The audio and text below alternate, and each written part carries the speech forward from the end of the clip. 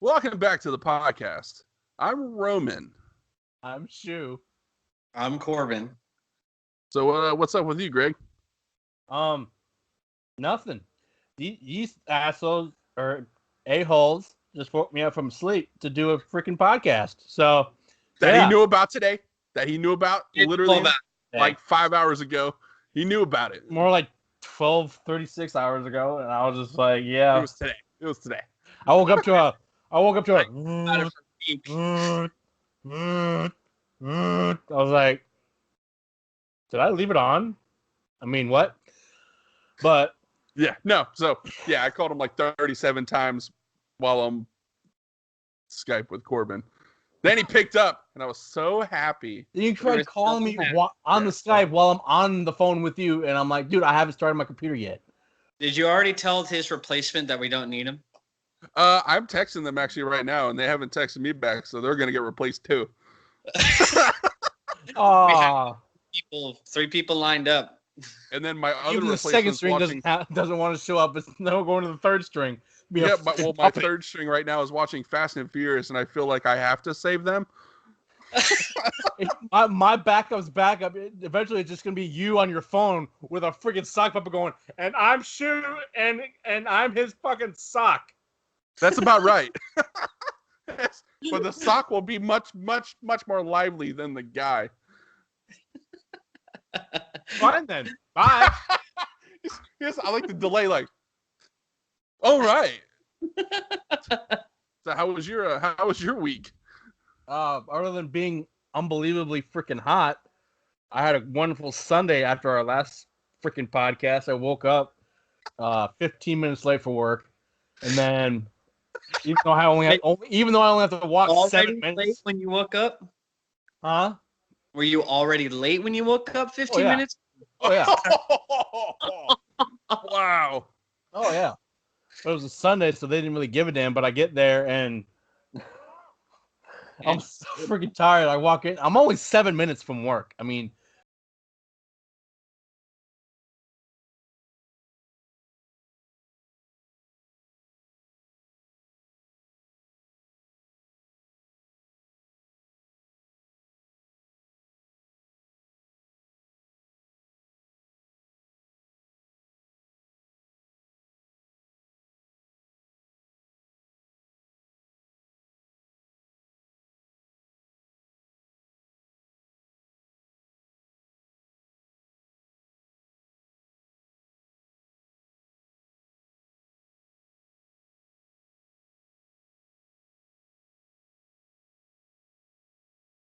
so I get all the way into work, and I'm just in that early in the morning, and when I'm that tired, fat me just shows up, and I'm like, and I see a bag of freaking biscuits sitting on our damn work table. When I get there, I'm like, I'm gonna eat all of those. So I get there. Can you guess? They're all my biscuits. These are all my biscuits. You showed the lady you eat everyone's food. And Wonderful. I'm still groggy as hell, and they're like, "Damn, Shu, the rest of us show up at friggin' 6 o'clock. Where you been at?" I'm like, "I was sleeping." They're like, I didn't go to bed until like 4 hours ago.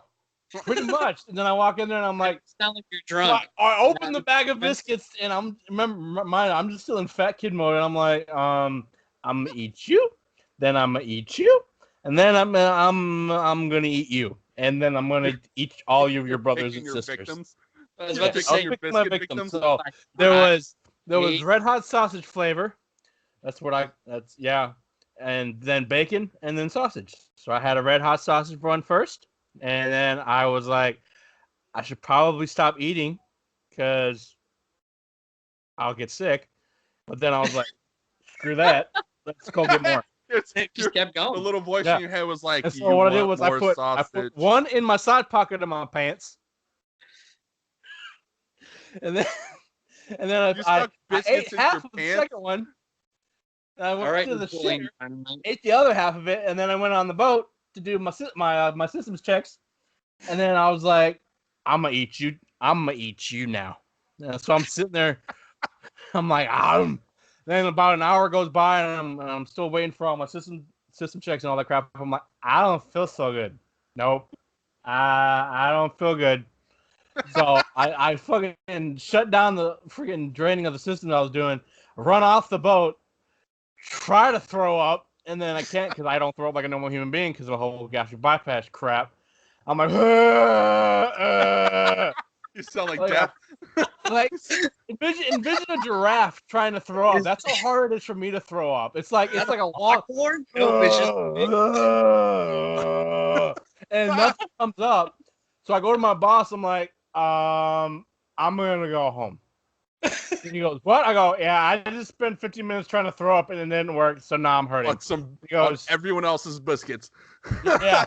Like, well, where the biscuits at? I'm like, I ate them. They're like, well, that's why you're sick. I'm like, yeah, probably. It has nothing to do with the 4 hours of sleep and the fact that I shoved down biscuits. But it was so worth it because they were so good. But oh my God! So guess how long I am spending up at work on that Sunday that I would have been making $50 an hour. An hour. Hour and a half. Oh, you got to a whole hour and a half. Hour and a half, and I was like, I'm going home so I can throw up some more. So I can throw up those before biscuits. I left, I grabbed another biscuit and put it in my pocket. So when I was finally feeling better, I was like, I got up after sleeping for like 4 hours. So I was like, I don't feel good. I woke up, I was like, ooh, biscuit. Oh. And all of a sudden, all the memories came back. Yeah, I was like, this biscuit's actually pretty good when you had some sleep. Everything else has been digested. Oh. And then I pretty much spent all of that Sunday just sleeping and watching TV. This guy. Oh. Well, my Sunday, we left here and went to Baltimore for wife's business trip. And basically, it was like the worst drive on the planet, mainly because traffic was horrible. And Maryland has roads that go from 5 lanes to 2, and one of the lanes has construction on it, so it's one freaking lane. And they go to 5 to 2 and a half a mile. No, literally, like we went through tolls, and it was just like one lane. And like it was and it was like 500 freaking cars trying to get in one lane. Yeah. And there was no construction happening because it was Sunday. So they had cones on the road, but like the road looked fine. Right. And I was like, Fast and Furious, just do it. Yeah. I was, yeah, but like apparently, I noticed something while we were in. We actually had to go to Baltimore. I'm just imagining you, the man who I got my road rage from, driving through this horrible traffic.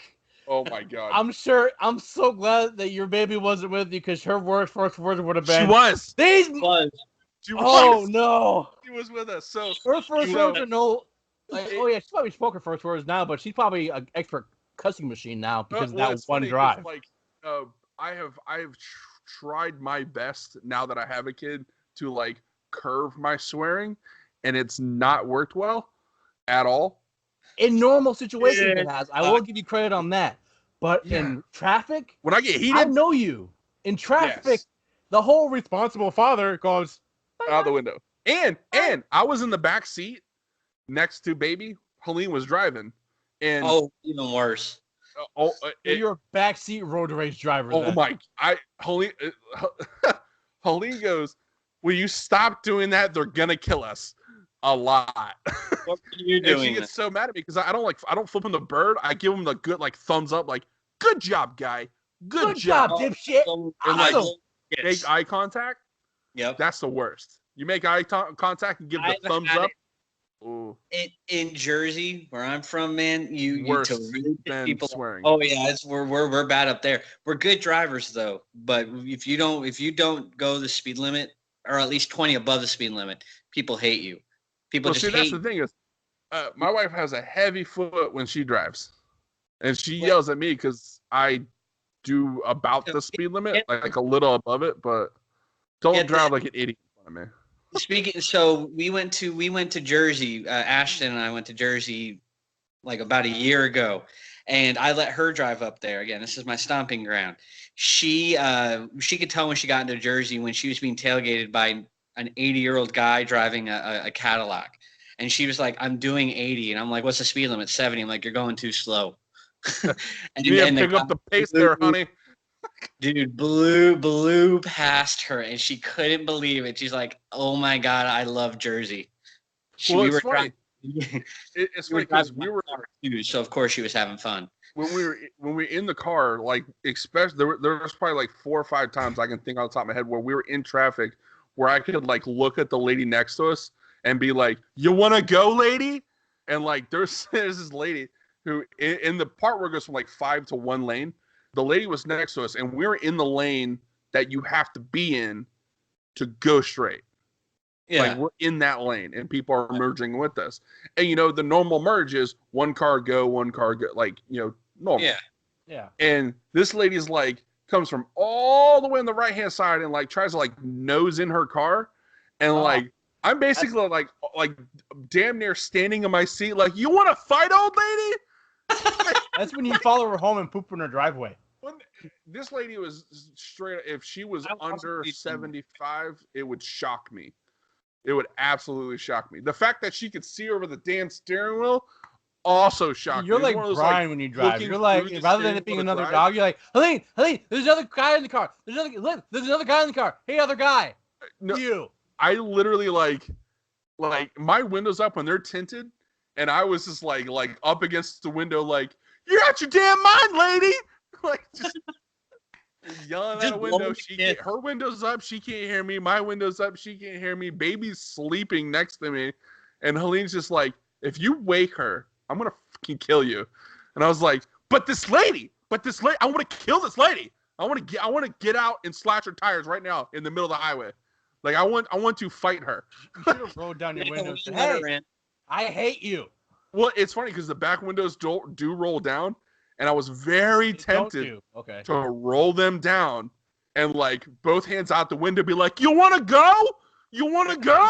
And then you guys get pulled over for unsafe driving because you're hanging out the window. Yeah, but I'd be like, "Yeah, but my belt's around my waist, so I still got the seatbelt on." Yeah, but so I basically wanted to fight a 75-ish-year-old lady because she tried to nose in when it wasn't her damn time. Lady from Madagascar with a friggin' karate person. Oh, you're a bad kitty. No, I'm not gonna lie. If I would have got out the car and she stepped out the car, I'd have been like, I'm so sorry. Go ahead. The car, start slapping her legs. You want to go? Come on. Yeah, but knowing her, she'd pull. Knowing this lady, like the way she drove, she was packing. There's no way she didn't have a weapon. Like, because I was like, if she drives like that, people want to kill her all all the time. Yeah. Like, so she's got to be prepared. Yes, and I'm like, gonna drive like an asshole. I better pack my AK in my back seat. But it's one of those things. Like, I'm not even sure that she like knows she's a bad driver. Just she's so freaking old. She's like, whatever, I can fit. Like, you got a giant 4-door like 1989 Cutlass Supreme going. Come on, get out of my way. Yeah. I'm like, I gotta go see my stories. Yep, I'm like, I'm going to pick up my candies and my butterscotch. I'm missing my guiding lights. Roman. What? So that was on the way up to Baltimore, which already like I'm spun up because this freaking lady, and traffic's terrible, and like people are getting in accidents and then like staying in the lane instead of pulling over with like a fender bender. Well, isn't that what you're supposed to do? I mean, it's fun. Yeah, if you want everyone in the lane to want to freaking kill you. Like, every car that passes you is like, get over. So 2 lanes can look at what's happening. Because that's, I mean, honestly, if there's an accident, I'm like, yeah. I automatically hate people like you because I will honestly say I don't rubberneck because I don't care. Oh, I don't care. I'm just like, as long as I'm not in it, I don't give a damn. Well, that's because you've had like 4 vehicles get wrecked. But like me, my view on that is you've been waiting behind, in traffic forever. I have to get something out of it. I'm one of those, like, I want to see how bad the car in the back jacked their vehicle up for not paying attention. I think it's everybody's just secretly hoping, oh God, I hope I see a severed head. Please let me see a severed head. You know how effed up that is, but it's I don't want to see blood though. The longer the backup, the worst accident you want to see. Yeah. If you get because it would make sense for the backup. Get this, how mad would you be is if you had this huge backup and by the time you got to where something had happened, it's all cleared up. It's gone. Or you get there and it's just some dude that got pulled over like it is now. About that. About 10 miles after Granny Fight Club, we're rolling down the road. We're starting that, by the way. We're starting a Granny Fight Club. Yeah, I would watch that. I'm not gonna lie. I would watch that. I'm not paying for their healthcare, but I would watch that. So about 10 to 15, maybe 20 miles down the road, basically the same highway, just farther into Shitville. We're driving along, and then we hit more traffic. We hit more traffic on both lanes. Both lanes are stopped. We're like rolling on a highway that's like speed limit 65, doing like 15 maybe, and we do that for like 3 miles. And of course, we have a GPS that flat out tells us like there's an accident ahead. I'm like, oh, you gotta be kidding! Like I just got done like yelling at Granny over here, and your GPS is laughing at you. There's an accident up ahead. Ha ha ha ha. Enjoy. And it's like our GPS is like, watch out! There's an accident ahead. I'm like, I hate you. I hate you too. And of course it's like you're still on the fastest route. I'm like, God, we can't even leave. Like we're stuck here. So we continue on. We're in the backup maybe like 20 minutes. So it's not terrible. But when you're like 4.5 hours into a 5.5 hour trip, like you start hating everyone around you. Yeah. Even your wife. Well, no, it's funny because like we started yelling at other cars, like as a couple. We're like, oh yeah, well she'll fight you. That's how y'all are going to stay together. Baby will fight you, and then I'll throw again, and I'll go again. So we're rolling down, and we come up, and literally like I see the two like trucks pulling off with the cars on their back. So I didn't even get to see the wreckage. I got to see a cop car. I was so freaking pissed. That's what happens now here though, is because you know that whole move over law that they just passed on July 1st? No, but if it's when you get an accident you move over. Well, no, sense. Now it's a felony now if you don't do it though. What? Oh, okay. If you don't move over or at least slow down, like if you can't move over, you have to slow down. If there's a cop or pull over anybody on the road or whatever else. Oh, I thought you meant like now it's no longer a misdemeanor. It's now Class C or felony or whatever shit. It's like an actual felony now. Well, that's because it puts the officer and the people in the car in danger because people have been hit on the side of the road. The whole traffic thing now is that I was going on 58 to go see my parents last weekend, and it goes on 58. It goes from people doing 70 miles an hour to those 2 lanes. And it was backed up past that. I was like, dude, there must be a serious freaking accident now. I get up there, just some dude that pulled over an asshole and gave him a ticket. But because everybody's so scared to get a ticket now, this sucker slowed down to a crawl just yet. Because people were like, well, what if I can move over and I can't? Oh, I don't want a felony, so let's just stop right here and then wait for the lane to open up so I can get over. No, see, what ended up happening is as I go by that guy, my window would be down below. Ooh, you going to jail? Yeah, then that'd be at the wrong time when he's just finishing. I'll be like, boop, boop. Oh, damn. Yeah, but I'm like, for what? Freedom of speech, you douche. And then you get a ticket for swearing. Then you get a ticket. So, okay, so we going by, the cars are gone. I'm freaking pissed off because I didn't get to see, the wreckage of why I had to wait another 20 minutes for cars. We finally get to the hotel. Everything's fine. The hotel's great. It's wonderful. And breakfast was garbage. But on Wednesday so we got there Sunday. Monday she goes in to do her training or class or whatever. Tuesday does the same thing. Wednesday, the baby wakes up and about midday she starts having like a rash all over, like from neck to like basically belly button. Horrible rash, front, back, everywhere. And obviously we're like, what's up? So we call our, baby physician here and we're like, hey, what's that? And they're like, no, we don't know. You should take her to the hospital. We're like, we're in like Aberdeen, Maryland, which is like 45 minutes from Baltimore, like right at rush hour. I'm like, and the closest children's hospital is Johns Hopkins in freaking Baltimore. That's not a real hospital. I used to smoke pot with Johnny Hopkins. This guy. So we had to go 45 minutes. And like, we asked the guy, like, well, how far is that? And the guy was like 2 hours. And I was like, we got to go though, because our physician here said, you know, take her. All right, fine. We go. We're driving there. We actually hit no traffic. We made there in about 30 minutes, maybe. It was freaking wonderful. We were lost as hell. The GPS was like, no, turn here. And we're like, there's not a turn here. And there's like, okay. And apparently Maryland has this thing where they don't like to put like, you know, the painted lines on the road outside of like just the straight lines. There's no like, yeah, you could turn here. It's fine. That's not a one-way road. You probably won't die. They don't put that anywhere on any of the freaking roads.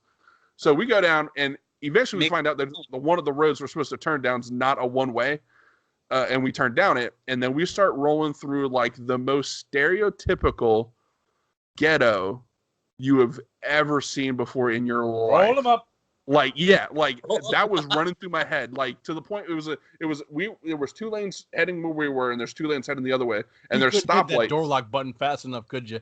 No, well, first off, it locked as soon as we got in it because fancy car, but we were rolling down, and like it goes from like you're on the highway, you turn off, and it's just like, now you're dead.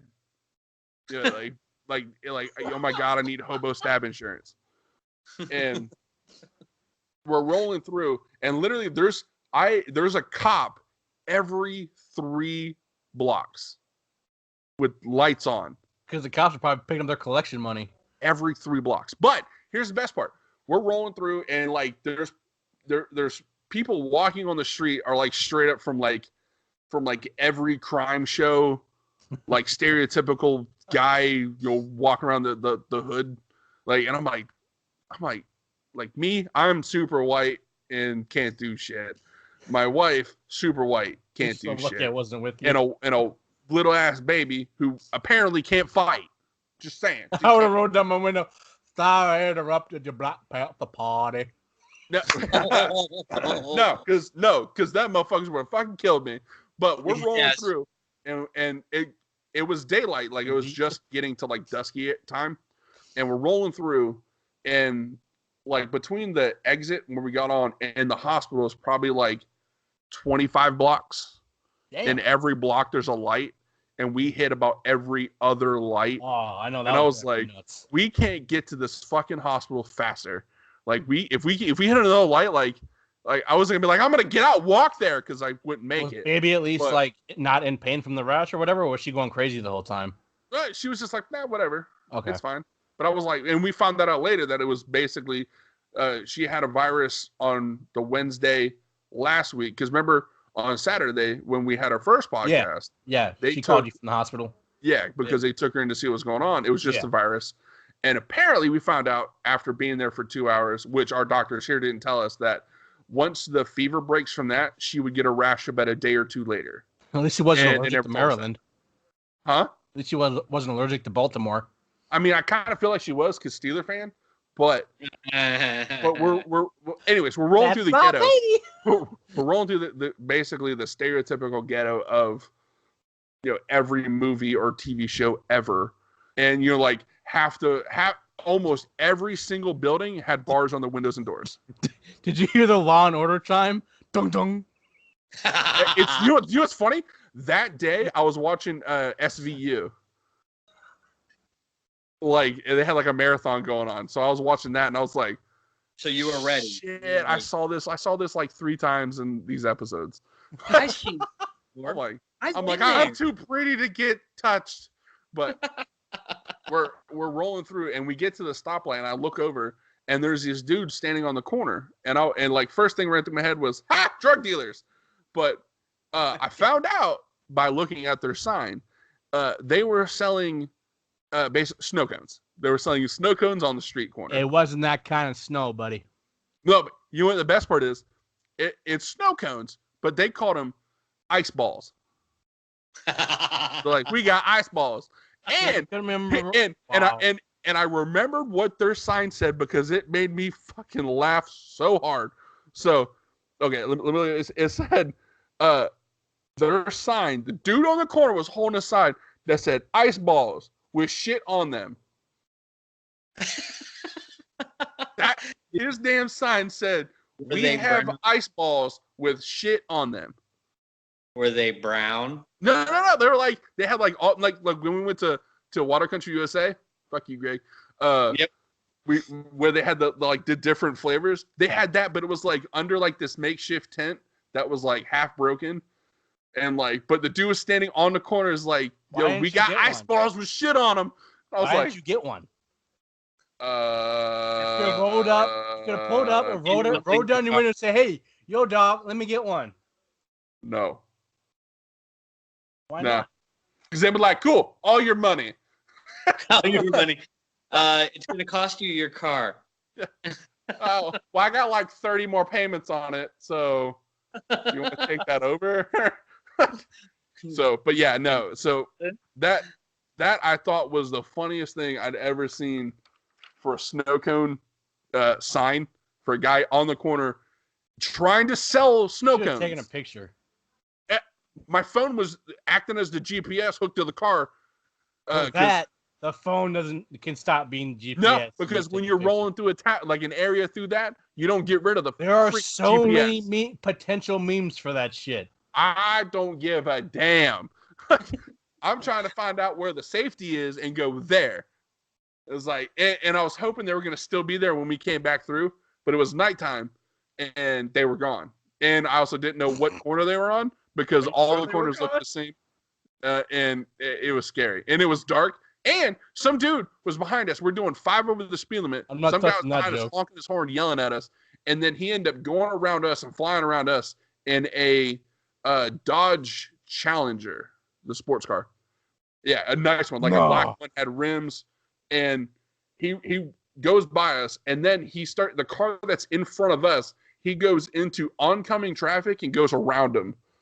Yeah. I'm like, he really needs to get to wherever the hell he's going. I was like, yo, he got a huge ass drug deal going on. He just bought one of the shit-covered snow cones and he needs to go get home.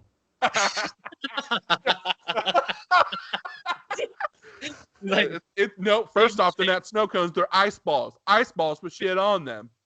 Big mistake. Like, what? He was like, that wasn't an ice ball, but it was. Like, I got a yellow one and a brown one. I am jacked up right now. But he goes by, passes people in the oncoming traffic, and then like 2 lights later, we're pulling up to the light, and 5 dirt bikers, like ghetto dirt bikers, like pull out and start doing wheelies by us. And I was like, oh, we're in a fucking music video? Like, it was the coolest thing I've ever seen. It was like they pulled out, no headlights, no nothing. They're like, Rah! I'm like, oh my god! They're like, oh my god, is Tyrese gonna show up? It's like, my wife was like, I've never seen a wheelie in person. I'm like, that's what you get from this? You can't. No, I haven't seen a wheelie ever in person. Oh, your wife is so white and privileged. Huh? I'm like, I've never seen a dirt bike. 5 dirt bikers rolling on the street like it's. You should be like, honey, we're in the hood, and they're doing wheelies around us. We're about to get jacked. Well, I was like, that's pretty neat. And I was like, I wonder what everyone else is probably thinking. I look over to the lady next to us, and she's just like, didn't give a damn. And I'm like, that was awesome. It's like the Cirque du Soleil of the hood. Do a backflip. Yeah, it was crazy. Yeah, so that was that, and then we made it home safe. Didn't get killed or nothing. Sure. The ending was kind of lackluster, but I was like, so much stuff happened in like a 45-minute period. I was like, I couldn't get it all. Nothing else could top it. Oh, and they had a sign. They had something written in Spanish, and I think it said "no trash" because underneath it said "no trash," and then underneath it was like 12 trash bags. And Helene pointed it out. She was like, "It's funny." It said "no trash," and then there's just trash. Basura. And then like basura. And then down, it was basically down like an alleyway, and there was just trash like the whole way down. I was like, but the sign. That's the shit that they put on the snowballs. I'm telling you. No, but it's funny, like the like plunger stuff they had, like it was like legit stuff, but it was the fact that like their signage didn't match the table of stuff they had. I was like, yo, you want some ice balls with shit on them? No, I don't. I really don't. It's like that doesn't sound appealing at all. And definitely like I'll be honest. The dude who had the sign. The you dude who had gotten one. A what? I probably would have gotten one. Yeah. Not in that area, because the dude who they had holding the sign was definitely like some crackhead they gave like $10 to. But those might have been some really good snow cones that made you feel really good. Hell no. I told you that's why they use they're not Baltimore City water to make balls. the ice. They're not ice balls. They made Baltimore City water to make those all slang ice. term for Coke. Nah, that shit. Snow cones. It was ice meth, balls, man. snow cones. It's all slang for fucking Coke. It was crystal meth. No, wrong neighborhood. No, but it was definitely like I was like, God damn, don't break down. You've got a ball. Break down. You've been sitting in the back and giving a piece to your baby, and she'd been like, I'm so fucking ready. I want to do so many laps around this car right now. Like, honey, I'm gonna drink the fuck out of that bottle. Come on. Let me pick the car up. I'll run us there. Like, honey, you gotta calm down. And then they would take rash ain't nothing. Come on. We would get to Johns Hopkins and be like, yeah, this rash isn't anything, but you gave your kid meth. I'm like, why did your baby test positive for Coke, meth, and crack? There's this guy that is an Olympic athlete. She on the highway, calm down. And we bought one, and that's what happened. I'm like, the ice balls? You'd be like, oh, the ice balls with shit on them? I'm like, yeah, those guys. We got that. They're like, yeah, don't do that. You have a whole ward for people who tried them. Shit, ice ball shit ward. That dude in the corner was like, 5 more minutes and I get an ice ball with shit on it. Oh, yeah. I don't know about you, Joe Rogan, but this is not the first ice ball with shit on it I've had in my mouth. No, but I saw that sign, and it was like definitely like handwritten on like half cardboard. It was hilarious. Oh, they went all out. Did they use colored marker or? Yeah, just straight like black marker. Next time you go up there, it's just gonna be the crackhead with it written on his back. We ran out of cardboard. It's in my house. I used the cardboard for my house, and so I had to write it on my back. I got too messed up on the other ice ball, and I ate the sign. I drew one on the sign, and I thought it was real. No. It's written backwards on his chest because he did it in the mirror. But I can't read that. Well, if you were already eating an ice ball, it's spelled wrong too. It's spelled way wrong. It just says drugs ? One new favorite thing: ice balls. It's just all written in emojis with a shit emoji. It's on top of everything. Damn, I get so uneducated. Even the fucking hoodlums was starting to talk with freaking emojis. It was definitely, it was funny. Like, I saw that sign and I started dying. I'm like, yo, they probably make a killing though. They're like, yo, I'll take one of those ice balls with some shit on it. Yeah, that red shit. Like the red shit. No, you got the grape drink. Yo, purple drink. It's not great. It's not great. It's purple drink. It's never purple. It's never grape. It's purple. You got purple drink. You got red drink. You got orange drink. Orange drink's the only one that makes fucking sense. Orange drink does not taste like orange. Oranges don't taste like orange. Yeah, it's funny because they really don't. Well, none of the like flavors taste like the flavors they're supposed to be flavors of. That's why it's purple soda, not grape soda. Yeah, it's perp drink. But you want to talk about anything, Corbin? No, for me this week it was all stressful at work, so there's not much. Had some people quit. I mean, it's always fun in retail. It's always fun. Revolving door. Damn it. Did they? Hey, you know what? When they don't want to work for me, I say, have fun, buddy. Eat shit, die. Yes. You go elsewhere and not have fun. I remember when I used to work at Farm Fresh and I would take people's groceries out. I get yelled at if I took tips. Didn't you work at Farm Fresh for like 12 minutes? No, that was Dunkin' Donuts. Okay. I worked at Dunkin' Donuts. I was there for a week, and I was like, screw this crap. Fuck you guys. I basically pulled a half baked when I left there because I now officially hate coffee more than anything. I was like, fuck you, fuck you, fuck you. You're not fucking cool, so still fuck you. Peace. I'm out. Dude, I remember you being there, and it was like, I was like, when I was like, yo, you got to work today? Like, nah, I quit. I'm like, yeah. What? You talked like, did you get a paycheck? Later, I was like, nah, I quit that shit.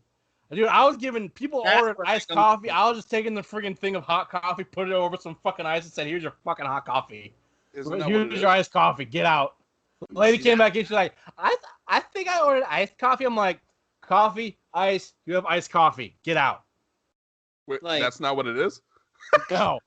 I didn't work at Dunkin' Donuts for a week. I worked at Farm Fresh for 6 or 8 months. I think something like that. For real? Yeah. What? And what stopped that? Laziness. The incident. Laziness. He was driving. I think you even after I got yelled at for taking tips. You walked up there too, right? Yeah, I walked up there every day. God, no. That's so... Oh, okay, that might piss me off too. Yeah, you walked up there. Yeah. I'm pretty sure because I think that was prior to your license, dude. Yeah. What? I think you walked up there. Maybe. If I'm misremembering that, I don't give a damn. But neither do I. I'm pretty sure you walked up there and you like eventually you're just like, I think you might have started walking up there and then like eventually started driving, but I feel like you. Oh yeah, because the summer hit, so I started getting rides because the summer hit, and it was like still like a 12-13 minute walk because I was fat, and I get there and I'm sweating to death, and I'm like, this sucks. I'm not walking anymore.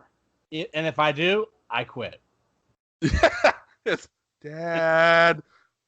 Well, and I've never worked in a grocery store outside of being a like third party vendor going in and doing stuff on shelves. No, but I never like worked for Walmart or any of the like. Oh, I'm sure he's got an open at Aldi's. You could be a part timer. Yeah, except for there's one thing I don't want to. Yeah. He didn't want to work for me. Yeah, I would be the worst employee. Then all of a sudden, why isn't Corbin appearing on our podcast anymore? Because Corbin's a fucking asshole. Because he didn't want to put me on the schedule when I wanted to. And he's not giving me hours. And it was sucky. And I didn't like it. And I didn't have to bag groceries, so that was pretty cool. But still, I started all the stock wrong, and then he makes you do all the bullshit. Okay, so it's funny. Now that we're on grocery stores, I saw something on CNN that boggled my mind. So there's a new thing going around where it's like the ice cream challenge or some shit, where people are like taking ice cream, taking the lid off the ice cream and licking the lid and putting it back on the thing and putting it on the shelf. What? Yeah, I just saw it today and I was like, how the hell is that a thing? Dude, it's been going on for like 2 weeks now. Like a lady got caught doing it. It was what started it all. It wasn't even a challenge. She was just a dumb bitch. Yeah, like but now it's become like a thing. Got caught on camera. She went, and then put the lid back on because she wanted to see what the ice cream tasted like. And then she put it back and then caught her on camera. And now she's being brought up on charges. My cameras. I'm moving my cameras. No, I'm telling you, it's like legitimately, like it's a thing now. And people are recording it and putting it on like social media. Matter of fact, then they're getting caught and then they're getting arrested. There was a guy in Texas who got arrested. There's a girl who was in a dentist office, and the tongue depressors. Yeah. She took a tongue depressor, and her mom, her 30-something-year-old mom, was videotaping her.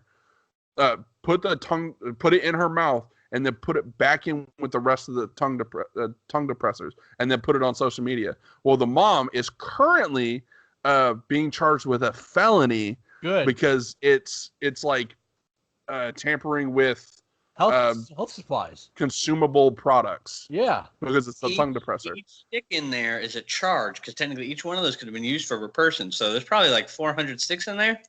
Yeah, and the mom was like, why? I didn't know. I didn't really think about it. I was just trying to have a good time with my daughter.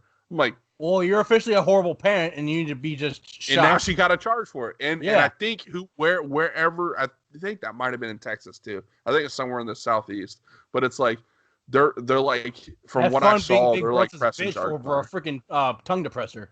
And she goes, well, this whole thing's ruining my life. Idiot. What do you think was gonna happen, you freaking moron? Like, because I know that I'll forget to bring this up. I meant to bring it up earlier when you were talking about the GPS. Did you hear about the GPS thing with Google Maps? How it led like over like 400 cars to an empty space in the desert. To an empty place. Yeah. I saw that. And there was like a shitload of people that took out there to like the middle of nowhere. Like, and it was like Google Maps messed up and sent over 400 cars to an empty area in the desert out west.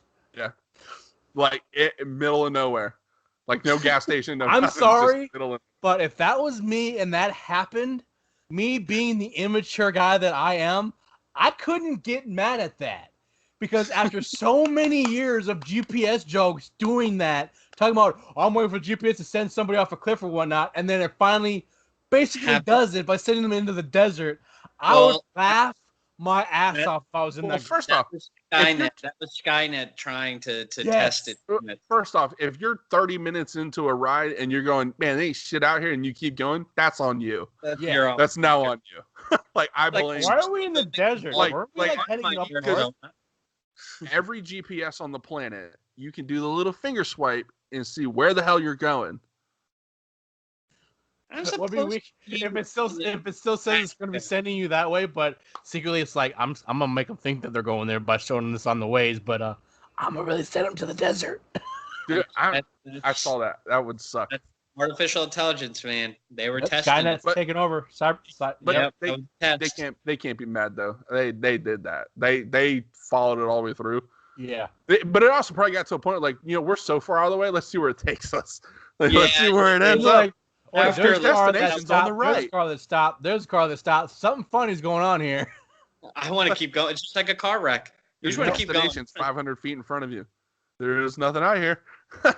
This isn't the Wawa. I'm sure Google's like, we want to apologize, but you dumbasses followed the GPS. I'm like, you kept going. Like it was just like a programmer at Google going, just taps into Google Maps and like, I'm gonna fuck with all these people. If I were Google, I would tie it to a social experiment to see how people rely on technology so much. There you go. They would just went, see, guys are idiots. It's funny because me and the wife talked about it on the way back from Aberdeen, Maryland. Like, do you remember when you had to like pull stuff up on like maps.com? And MapQuest, and you had to MapQuest it, and then as you're going, you had to be like, "Oh my god, okay, what street is it? I don't know, man. I don't know. Turn right here, I guess. No, that. No. Oh, my parents had a map calculating in their car, map book. That was the old days. I grew up with a map book in my car. You know that guy that came up with that shit is hating life right now. He's like, because he got put out of business. He made enough money. No, that dude, he's retired. He's like a book company. He's like those technology internets took my job. No, they took my job.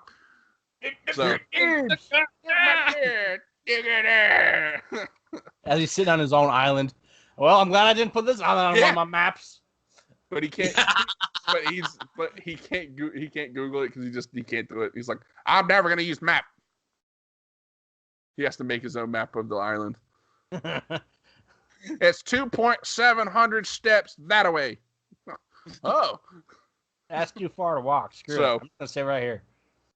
So what's your guys' feeling on the MCU versus DC universe, the cinematic universes? What's your initial feeling on just the universe as a whole? I don't think that's going to be a challenge, or that's really a question for me. Well, MCU. You're already an MCU guy. I was wearing a Captain America shirt the last podcast. I think that answers it. It's true. Were you? But you were wearing a wife beater last podcast. It was. Oh no, you're wearing a American wife beater. Yeah, that's right. Because that's what he does. Just you don't know about it. I am Captain America. I'm Captain Alabama America. Well, but it definitely MCU for me. Definitely. Well, is there any way that DC could pull you in? Like would you watch the DC Universe movies? All right. I know you would enjoy the Marvel side, but can you enjoy the DCU side? Yeah. Yes. What I saw. Okay. I mean, there's two movies. I did like. What was it? Not Donna. Was it Donna? Justice League. I'm awake. Justice League.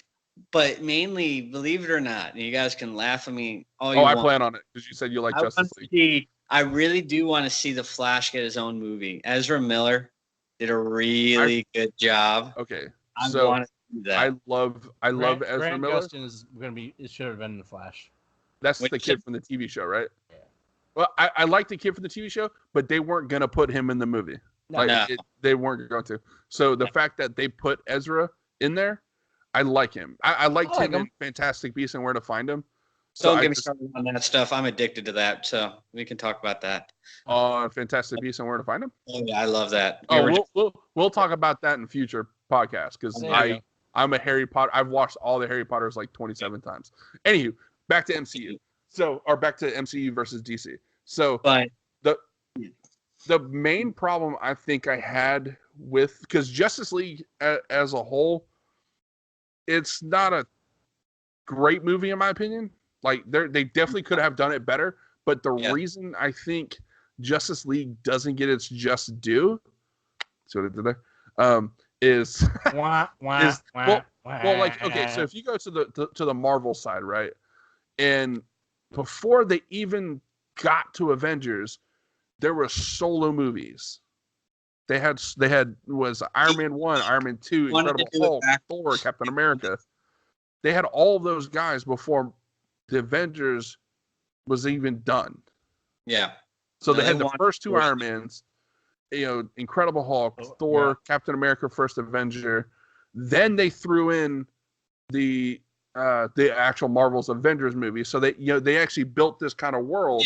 And then they brought them together. Where DC went like Man of Steel, the first Superman movie, Batman versus Superman, which was a piss poor movie in my opinion, Suicide Squad, which had no connection to really anything outside of Batman showing up for like 12 minutes. I loved that movie. Thank you. We can. Margot Robbie made that movie.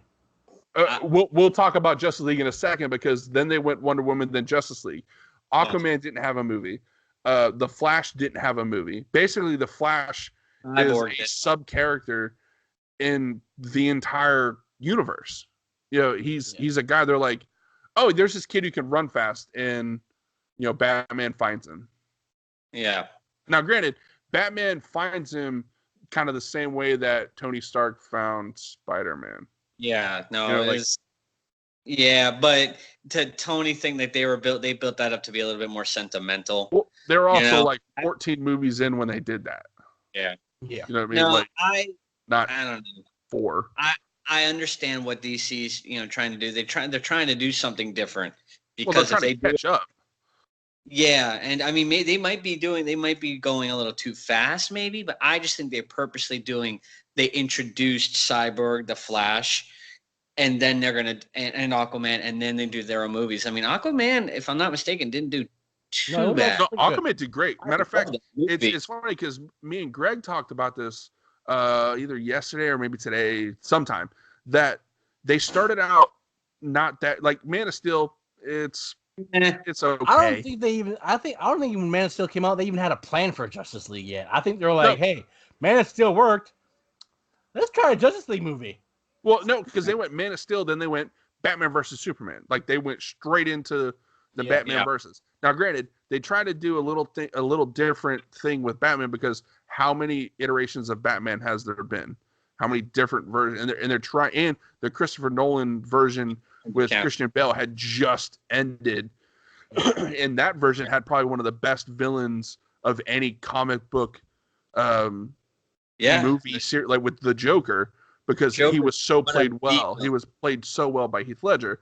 But they introduced Batman in a different way to kind of give him because the whole like the story of Batman coming up, it's been done to death. Yep. Yeah. Same thing with Spider-Man. Spider-Man's been kind of done to death. They've redone him. The MCU was able to revive that pretty well. And we talked about this before, Greg, because they picked a kid that when you look at him, you go, yeah, that's definitely Spider-Man. Yeah. Like and that's the one thing. Even Stan Lee, before he passed away, said Tom Holland is the best person that he's ever seen play Spider-Man. Well, because he most picture, like if you picture Spider-Man, like it's almost him in real life. Like he looks the part. But that's the one thing I have on Marvel over DC is, or DC's, Aquaman. I think they cast perfectly. Oh yeah, because that dude is Jason Momoa is Aquaman. Wonder Woman. I think they did her so well. I can't think of her name off the top of my head, but they cast her perfectly. Superman, the look of Superman, I think they cast him. So that's three. He's the first Henry Cavill is the first Superman since Christopher Reeve that didn't have to wear a muscle suit. Because they did him well. I also think the Shazam. I have a man crush on Henry Cavill. I ain't gonna lie. But I think Shazam they also did well. So that's 4 characters. Shazam. Right there. You need to. Yeah, and see, I haven't seen it, but from what I've read about it and from what I saw on the the previews for it, like so good. I can't think because the guy who plays him was the same guy who played in. He was in a TV show. I can't think it was the freaking name of it, but he basically played Jack Ryan on Amazon's. It was actually on a TV. It was like a TV series where he played like a guy that had like a computer chip in his brain and like turned it on and stuff like that, and he like kicked the crap out of people. But do you know that I can't remember his name either, but he actually, I think he auditioned. Chuck. He was in Chuck. Yeah, that's right. Yeah, he's Chuck from the TV show from like. It was a movie that he auditioned for, but I can't remember what the hell it was. It was one of the superhero movies, and he got turned down. Oh yeah, he got auditioned for Peter Quill, and Chris Pine got the job instead. And he Chris Pine? Yeah. Not Chris Pine. Chris Pine's from Star Trek. Oh yeah. Chris, whatever. Pratt. Chris Pratt. Thank you. Pratt. Yes. Whatever. He's gotten fat. He's 1 sandwich away from being fat. Who? Chris Pratt? You know what I'm talking about. Yes. But but he actually put him in a real deep depression. So like him getting, but then he's a big nerd. Yeah. But then him getting the job as Shazam basically saved his life and his career because he said it was like the most. I don't think he could have had more fun playing. He played that character so well though. Yeah. Like it fit him. Yeah. But so I think DC's actually done. Matter of fact, I think the only getting better because they're ended well. Like we were talking about earlier. I think their problem we were talking about earlier. DC's big problem, from what I've seen, is not just Zack Snyder, because I don't want to go on another Zack Snyder rant. But you were upside down. But it's the problem is that MCU has just so many more people that are working on this project than DC has. Oh yeah, you've got hundreds, if not thousands, of writers working on these movies.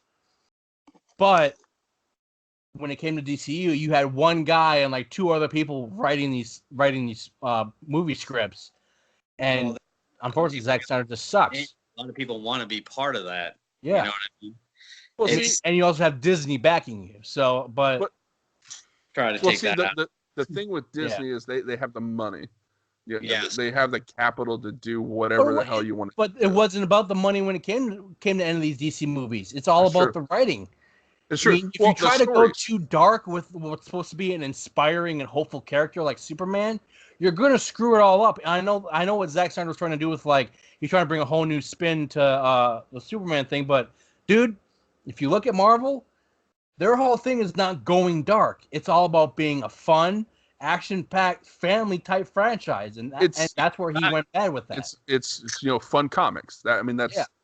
Yes. And also, all of DC is so much bigger, larger than life than what MC is. Like you got the Green Lantern Corps, you got Superman who's supposed to be stronger than a planet, and it's very hard to put these characters on screen and not screw it up. And it's also it's one of those things that Green Lantern was so god awful. Well, but they made a lot of artistic decisions in that movie that, I mean, Deadpool basically poked all kinds of fun at it.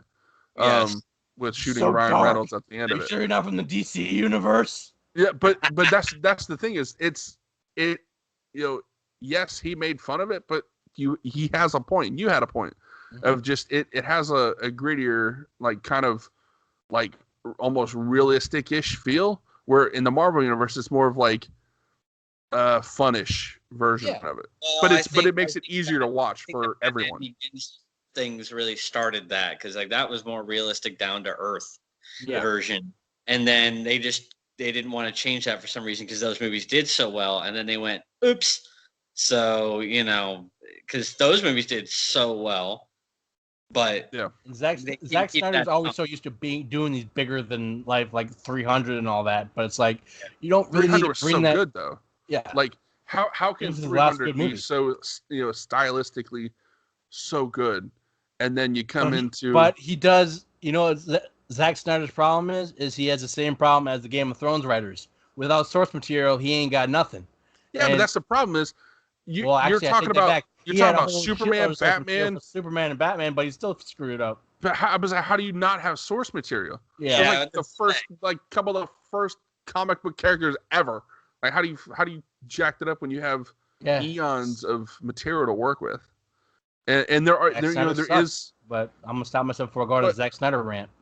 But Zack Snyder being who or what he did to that, basically, I think where Marvel outpaced DC is the fact, and I stated it before, they've had solo movies prior to everyone that's basically in the Avengers movie who is a main character outside of like Black Widow and Hawkeye and stuff like that had their own movie. Like Thor had his own movie, Captain America had his own movie, Hulk had his own movie, Iron Man had his own movie.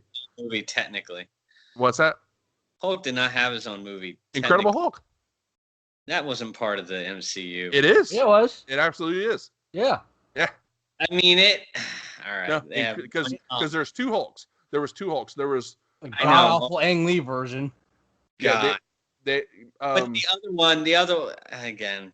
I don't know. It's part of it. It's part of the Tony lineup. Stark came in at the end of the Incredible Hulk to try to recruit the general. So right. So it is connected. And it's one of those things like if you go look at the Marvel universe and you go, what's the movie list? If you watch the end of Incredible Hulk and you look at Robert Downey Jr., that motherfucker came clearly straight from home. His hair wasn't done up. His goatee wasn't trimmed. He was like, hey, we're starting an initiative. You want to join? Okay, cool. I'm out. I'm going back to bed. See y'all later. You know they did? He went, I'm here because they gave me $20,000. Yeah. Join us, please. I'm here. His hair was all puffy and it wasn't even had no product in it. He looked probably like walking by character in Iron Man 3. Hey, I'll do that. Heard you got your ass kicked. I forgot about that. It is part of the universe. But I mean, I still think you could do it the other way because I mean, if you could bring people into the Justice League movie, here's the thing: want to know more about it, and then they could branch. They could. Now, did they do it well? No, I don't think they did, but they could have. A better way to have done it is started off with Justice League. Start off where they're in a group, and then maybe they branch off because they even did that in the cartoon where they would kind of branch off in the cartoon. So, if you want to do it differently, because basically it looks like, you're like, okay, we're going to do what Marvel did. Oh, we got to get Justice League out. That wasn't even me. That wasn't me. There was someone else. I'm just not telling you who. And but the thing that I've noticed is that the DC live action stuff is garbage, was garbage, except for like Shazam and all that. And their animated version, their animated movies kick ass every single time. And the MCU live action stuff is awesome, but their cartoons have been really bad. So but it's also like who's acting as the creative teams for each segment. No, each kind of thing. Well, like, because you got, when you look at the list of movies for Marvel, Okay, so take both universes, right? Mm-hmm. Which movie in the Marvel universe is your favorite movie, Corbin? Go. In the what universe? Marvel? Marvel. Your favorite movie in Marvel. Again, it's hard for me because I mean I was already a fan of Marvel before them, but Doctor Strange, believe it or not. Doctor Strange, that's a good movie though. It was stylistically good. It was written really well, and it was acted well. Yeah. And the effects, I like the effects, and they're really again, good. it's what I like about the MCU too is since it is and it's well established own universe, it's easy for non-comic book people to get into comic books and stuff. Uh-huh. So again, like I had my wife, she's a fan of him now. Like just watching these movies, she's got her own characters. She was able to learn their backstory just enough for what they need to know. So, but my man, Doctor Strange, I love that guy. Doctor Strange, that I will say out of the like 27 movies you got to pick from, I think that's a pretty good pick. What's yours, Greg? Thor Ragnarok. I remember. I think you actually told me that before. Yeah, we had. I think Thor Ragnarok's my favorite Thor movie of the 3 Thor movies. It's kind of like a toss up between Thor Ragnarok and the first Iron Man.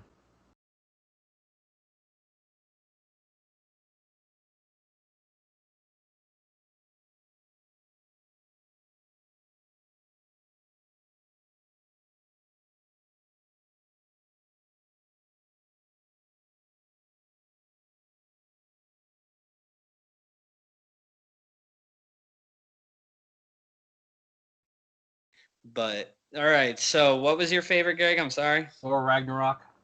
Yeah, that's right. Oh, yes. If I had my second one pick, you know why though? I loved the music, the whole 80s. And the comedy was just the opening scene alone.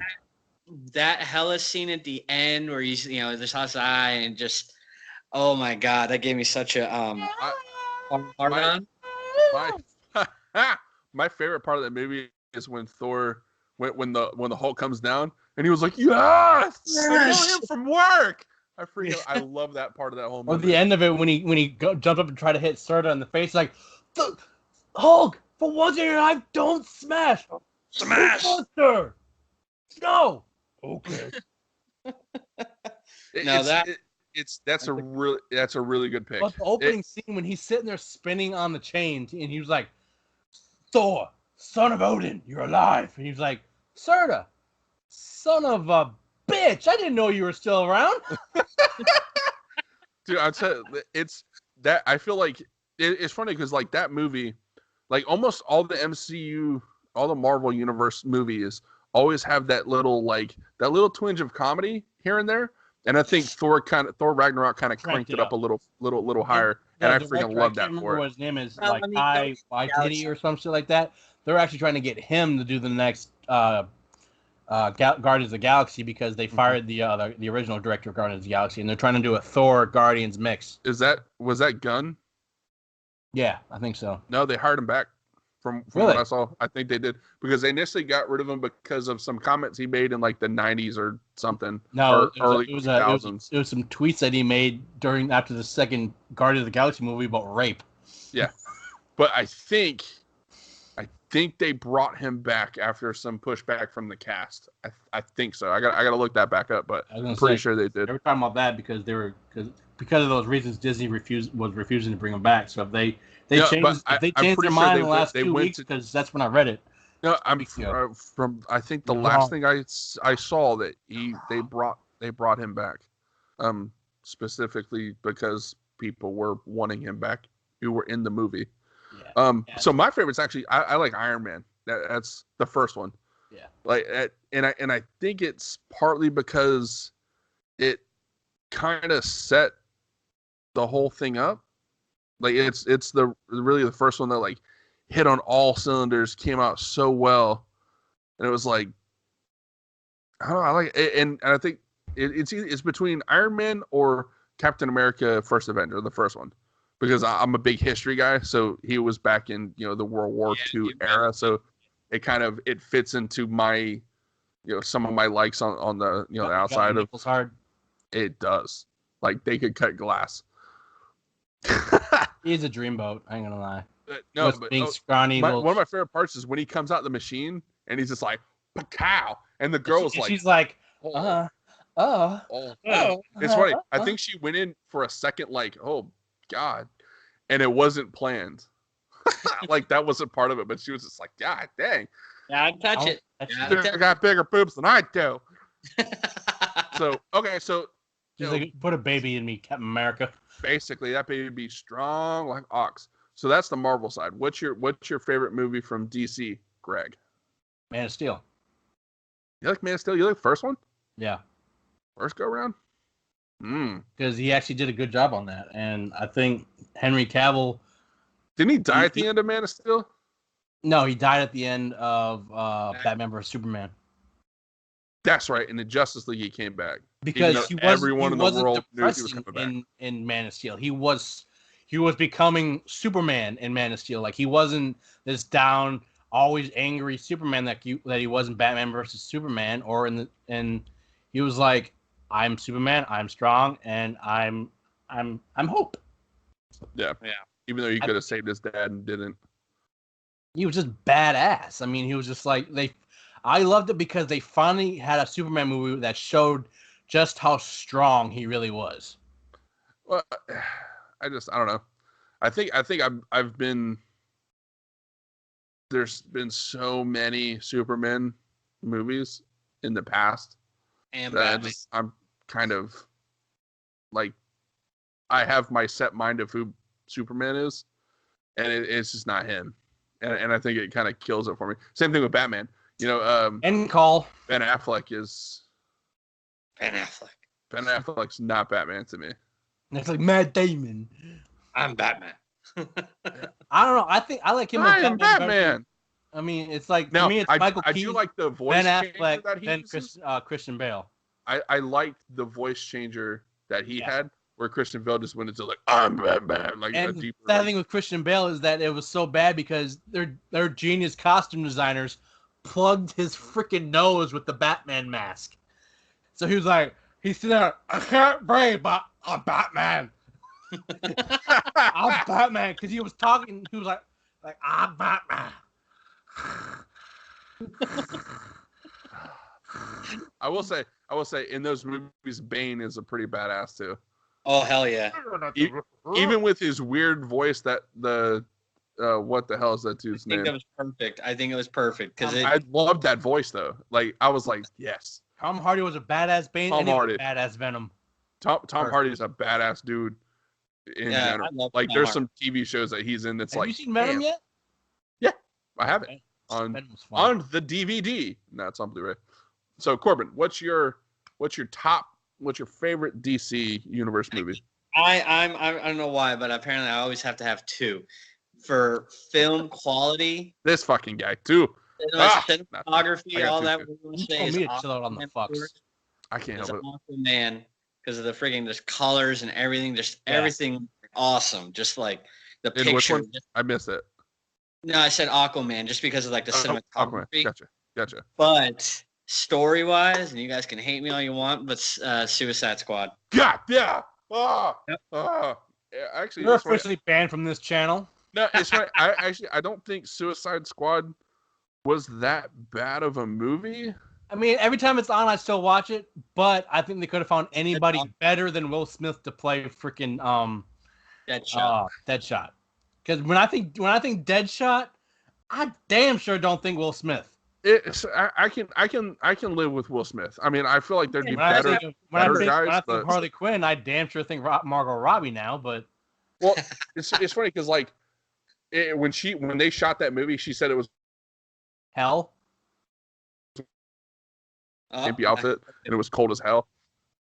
Oh yeah, she hated it. Yeah, she was like, "I hate you all because I'm in nothing. Y'all are completely covered up, and all because y'all want to see more of my ass." Like Zack Snyder went in there post credit to like edit more of her ass into the shots, and I'm like, I saw that. You're a fucking pig, dude. It is trying to get the teenager male. What I really like though, believe it again, you guys can hate me all you want, but I will. I will. Every Joker iteration is a different type of Joker. You got the gangster Joker, the sadistic Joker. You got all them. Penguin laugh.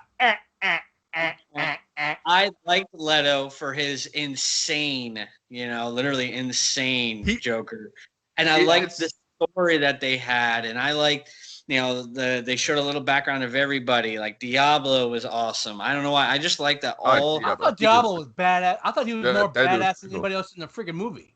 Agreed. Agreed. And they knew it too. But even again, movie wise, like the actors in the movie, I mean, they treated him like that. They were like, "Well, shit, we can't mess with him now that he did his thing," Will Smith was like, "I'm just trying to get it out of you. I'm sorry, bro. Just sorry, man."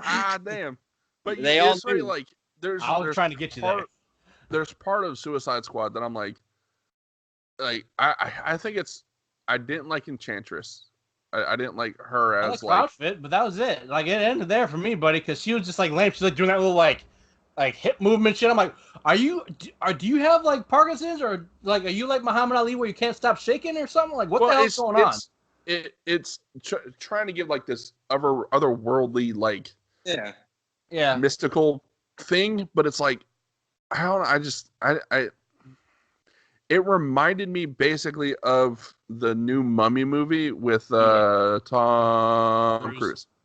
Like that's all I can think of now. Even though I think that movie came out after Justice League, but like I just way after. Yeah, but like it's just like when I think back, like as soon as I start thinking of her, I think of Tom Cruise, and I'm like, that's not right. Like, but when I first saw it, I just green bikini.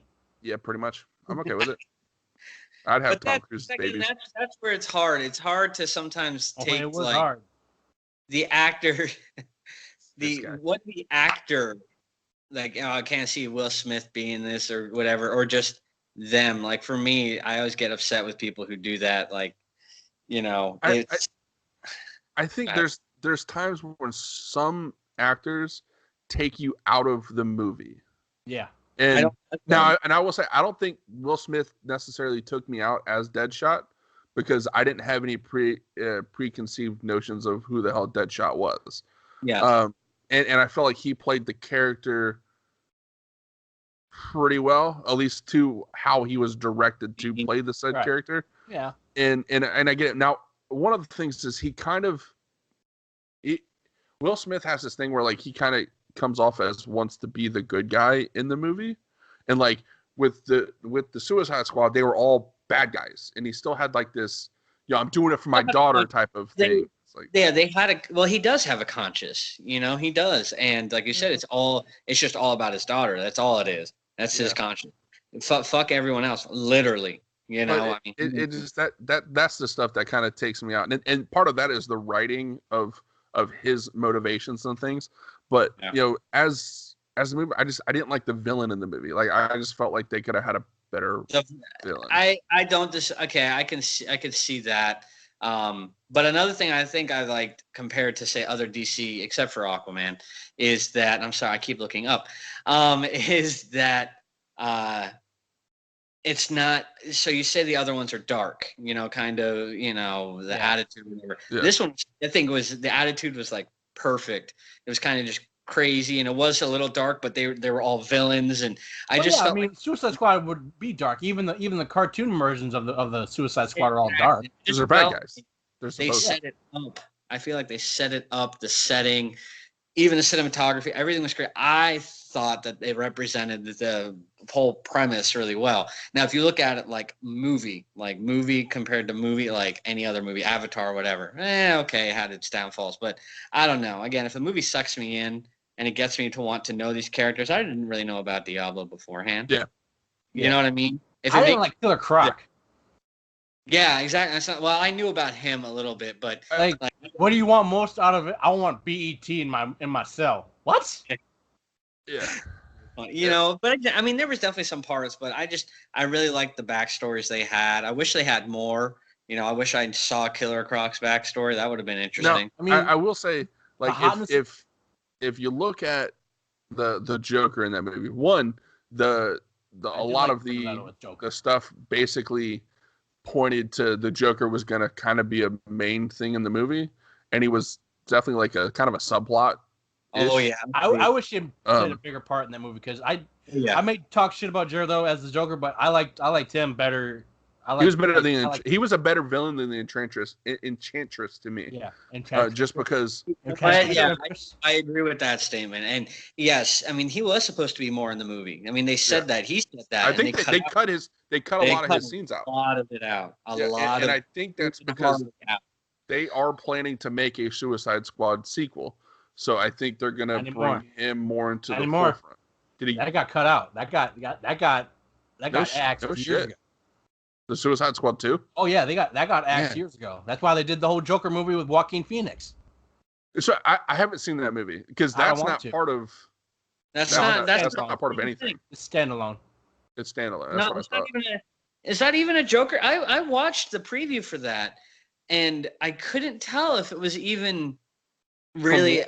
From what I saw, it's supposed to be a Joker. It's supposed to be this new director's take on the Joker. Yeah, I don't know.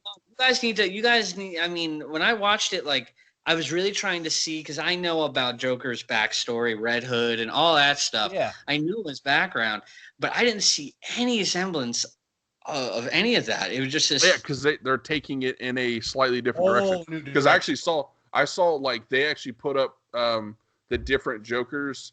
You know, this one, like throughout the line of cinema, and he's the Joker from that movie is in that sequence of different Jokers. So it is a Joker. It's supposed to be a new envisioning of Joker, I guess. But I just then they're starting to go into say like abstract art. I think they're starting to drag it out too much. Yep. I think they should have stopped with Leto because again they had Leto, they had Heath, they had Nicholson, they had. And I mean you keep going back. Like, it's funny because if you look at like I think the way that Jared Leto or either played it or the way they told him to play that character, he was a lot more like maniacal, like outwardly, like it was very much like that's how Joker was in the comic books, though. Yeah, but like if you look at the Heath Ledger version, he was like you can tell he was insane, but it was a little more like subtle. Like it wasn't so like he's called until he acted.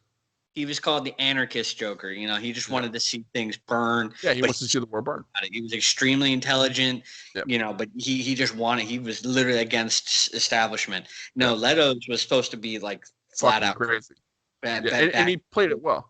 And I do want to see him. And I mean, I was like, I did want to see more of him. Like the more I haven't seen the movie. I think actually Jared Leto screwed himself out of that role because the way what he did to his cast member. Because he did like really like weird things to them. They dead rats and stuff in their trailer. His method acting was. It was a little too much. Now here's another question for you. You know, well. The movies we liked from Marvel and DC. You know, Marvel, there's so many to pick from to like. With DC, you have a very much smaller movie set to pick from. So basically, out of the Marvel set of movies in that universe, which movie do you least like, Greg? It's like a toss-up almost, like Incredible Hulk versus Captain Marvel. Okay. Why? Incredible Hulk, it's just so hard to do it right. And I mean, I like what's his name? I can't remember the actor. Edward Norton. Yeah, Edward Norton. I like him, but the plot was just kind of off. Like I didn't like the Abomination and all that crap. And Captain Marvel, I just because Brie Larson is just such an anti like comic book fan person. But you got to take that out of it. Now, if you take that out of it, say she never said anything about comic nerds. What's your feeling on said movie? I still didn't really. I mean, I bought it, and then I was like, if I take her out of it, it was just they got the story wrong. It was more of like we need somebody to be able to compete with Thanos, but she doesn't compete with Thanos. Like. It's funny because it was a needless character to put in the MCU. Like she serves no purpose. See, I felt like she might have been a better fit for the next phases of movies. I agree with that, but like it come in maybe like after they made this big ass deal at the end of Infinity War about we're sending for Captain Marvel. She comes back and she was like, she has no role in that movie, and it's like, so basically you either brought her in for the next go around of Marvel movies like you just said, or you brought her in because somebody demanded that you bring in another female superhero, and it's like she's great for what she is, but she was so unbelievably pointless. Like, it was like, I saw it, I was like, why is she even here? I get that. There are so many more badass female super heroes in this franchise. You already got that Black already Widow, there. And to be perfectly honest, in a battle for badasses, if Okoye had powers from Black Panther, she'd fuck everybody up. Probably. Probably. I mean, like, so, I was talking with one of my friends at work last week. I was like, if you were to strip Black Panther of his powers and give Okoye the flower, done. I think she would whoop anybody's ass. Wreck everyone. It's freaking Denai Guerrero, for crying out loud, and she's already a badass zombie slayer. So I mean, and then you put her in as the general of the damn army. Like, she's just a freaking badass all around. I mean, it's like her and Scarlet Witch. Yeah. All right. So I mean, her and Black Widow were already whooping all the aliens' asses until Scarlet Witch showed up. So I was like, between those two, I think you got a winning team there. But with Captain Marvel came in, I'm like, why are you here? Like, you came in for 5 minutes in the one movie, and you're like, I honestly, I think it was the setup for the next phases of movies. I hope so. Like, that would make sense, because you think about it. She played no pivotal role in either movie. Yeah, because they a lot of story arcs ended with Endgame. Obviously, it's Endgame, so it kind of sets up for future. Spider-Man is obviously set up for the next arc. Yeah, and it's one of those things that, like, he was brought in prior to Endgame. Captain Marvel was brought in prior to Endgame. Thor is still there. There's people that, Doctor Strange is still there. Are they going to do a Doctor Strange 2? Stuff like that. Corbin, what's your least favorite of the Marvel? Though. Huh? Not doing Captain Marvel 2. It's a potential movie. Nope. I looked it up yesterday. So did I. It's a potential. So did I. It's a potential. There's nothing in the works yet, but it's a potential. This guy. I hope they make it. I hope they make 5. Just to piss me off. As long as she starts playing a role, that's great. But and I hope we get big enough that she calls you out by name. I will freaking love that. I'm like, Brie Larson, you're still hot, and I still want to. Yeah. What's up?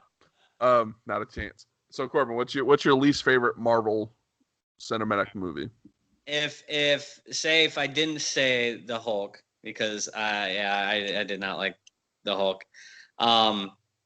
Iron Man 2, believe it or not, with Whiplash. Okay. Because it's kind of lost in there. Yeah. I felt like Whiplash could have had a bigger. I mean, really, what did that movie do? Nothing. Move his character down give him more suits. That's about it. Iron Man 3 at least really brought Pepper into the light, and now she's rescue, I mean, so at least that had a point. Iron Man 1, of course, we all know. Iron Man 2, what? Or believe it or not, it does kind of get lost. Iron Man 2 brought in the suitcase suit, though. Yeah, but once again, it was a what's other cool ways we can put him in a suit? I got one, suitcase. Like, exactly. I felt like that was almost pointless. Yeah. Now Warhammer came into that movie, right? War Machine. This is not. I'm sorry.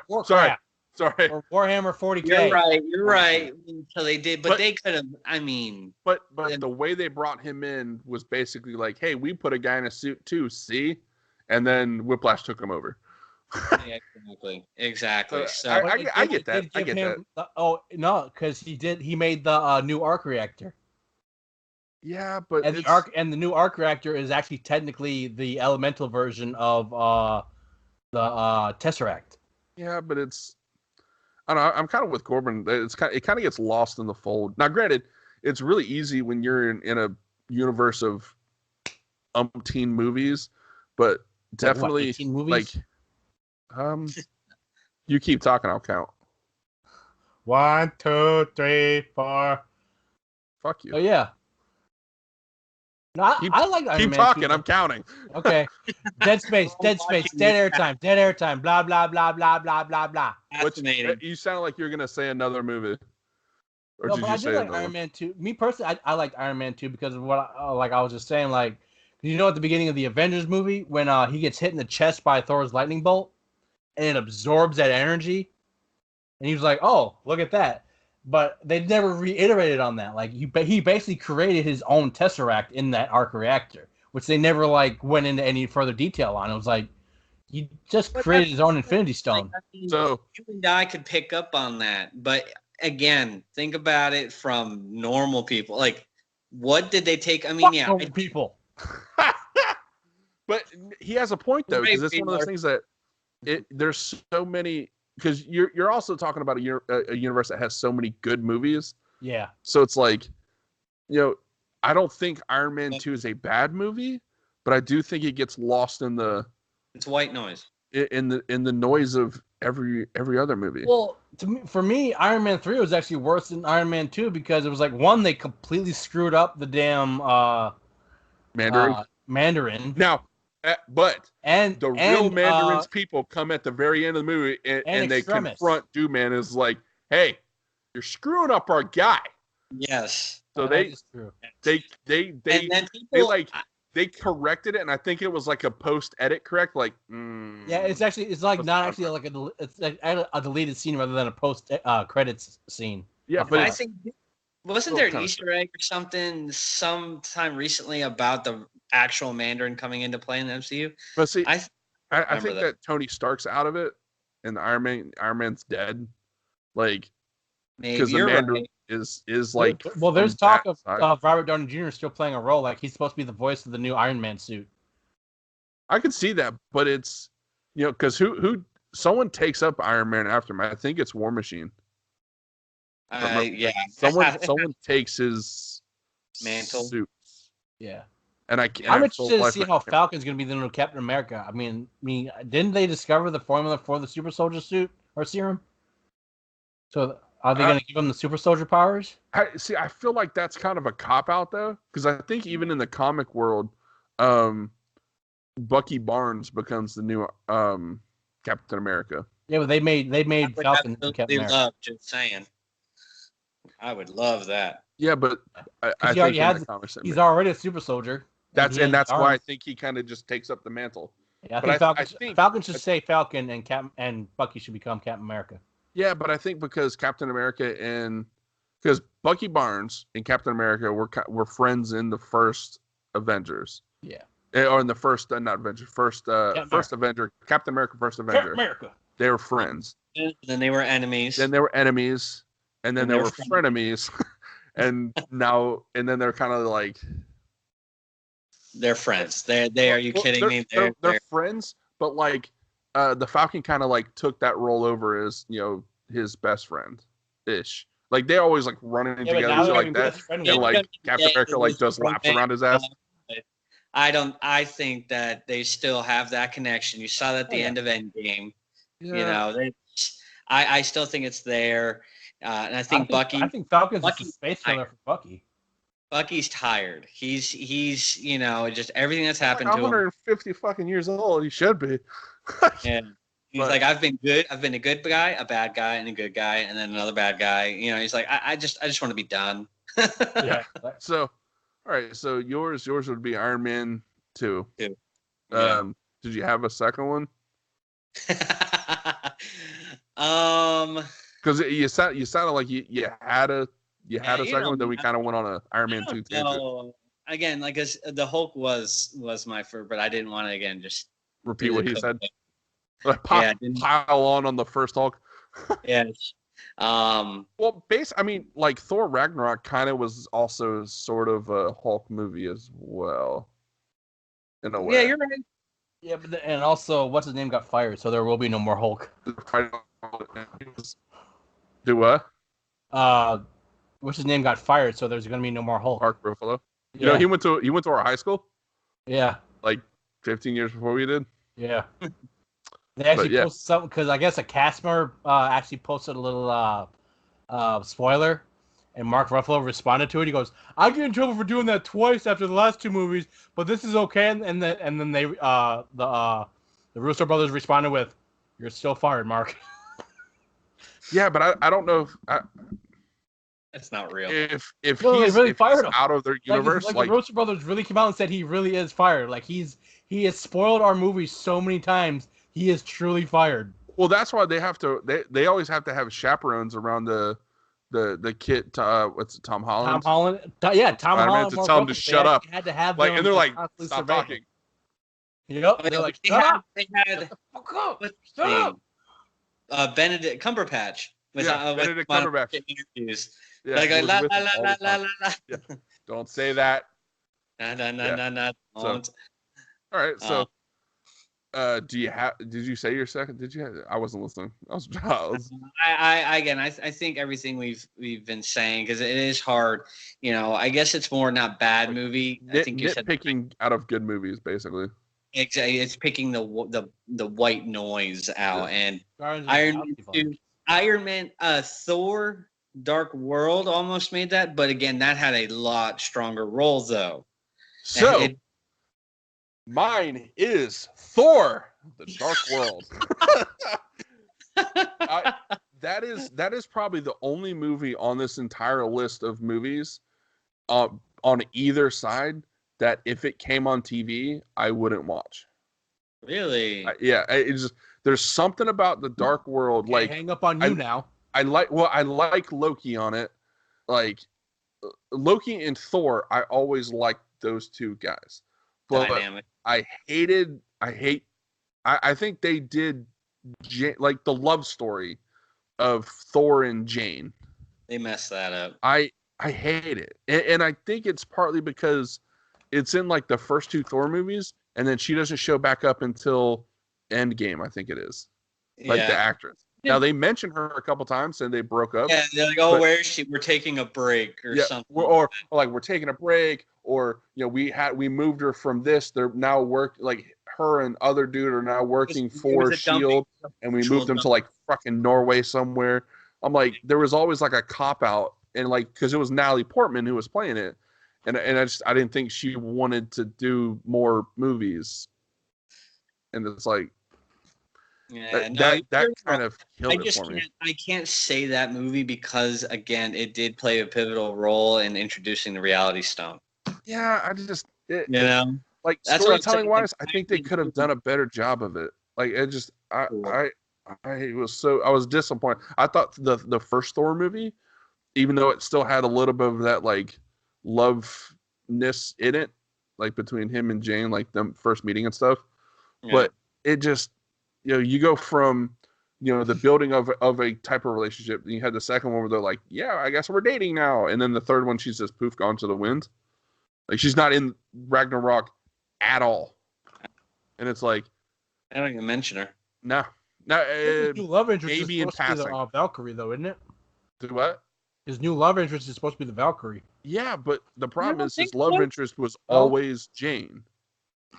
I don't think it's gonna be. I think he more respects her and I don't think he's gonna go for that. Yeah, but it's still Jane, because Jane actually becomes Thor in the comic books. Yeah, she grabs up the hammer and she can pick the shit up, and she becomes the new female version of. Yeah, well, that shit ain't happening. It's not happening. There's no way it's happening. One, can you imagine Natalie Portman playing Thor?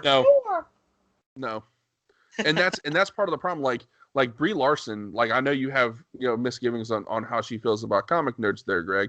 But if you when you look at Captain Marvel, like she fits the look of Captain Marvel. Like the costume, it makes sense. Like Natalie Portman as the female Thor. No, you called me 18 times. I know. Might have been more, but I don't know. I was not a fan of.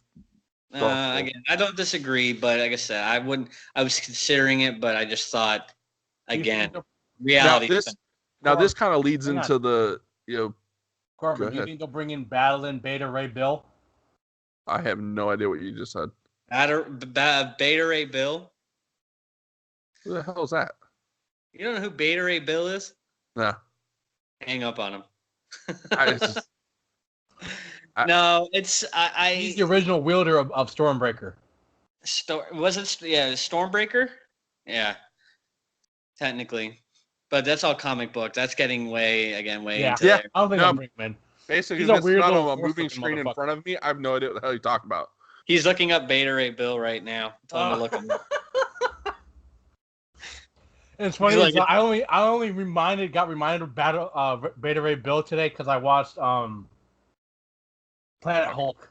Fucking nerd. See, I don't. Have to wait. Back in. So yeah, no, I just looked at Beta Ray Bill. And isn't that the goofiest looking son of a bitch you've ever seen? It's like an alien version of Thor. It's an alien horse version of Thor. That's what I'm saying. Like it's. But again, he's powerful in his own right. He doesn't claim to be Thor. He just dresses like Thor. He dressed like everyone else from Asgardian-ish. So, all right. So we just talked about movies we didn't particularly, or the least favorite of set of movies. Yes. If you could change one thing of, any one of the movies, whether you liked it, didn't like it, whatever, what would you change, Corbin? I almost called you Thor. Hey, Thor. Hey, if I could change anything, so I gotta probably stick with my movie then. No, yeah, I mean, you can literally pick because even in movies that you like, there's usually like one or two things that happen in that said movie. You go, I wish that was a little different.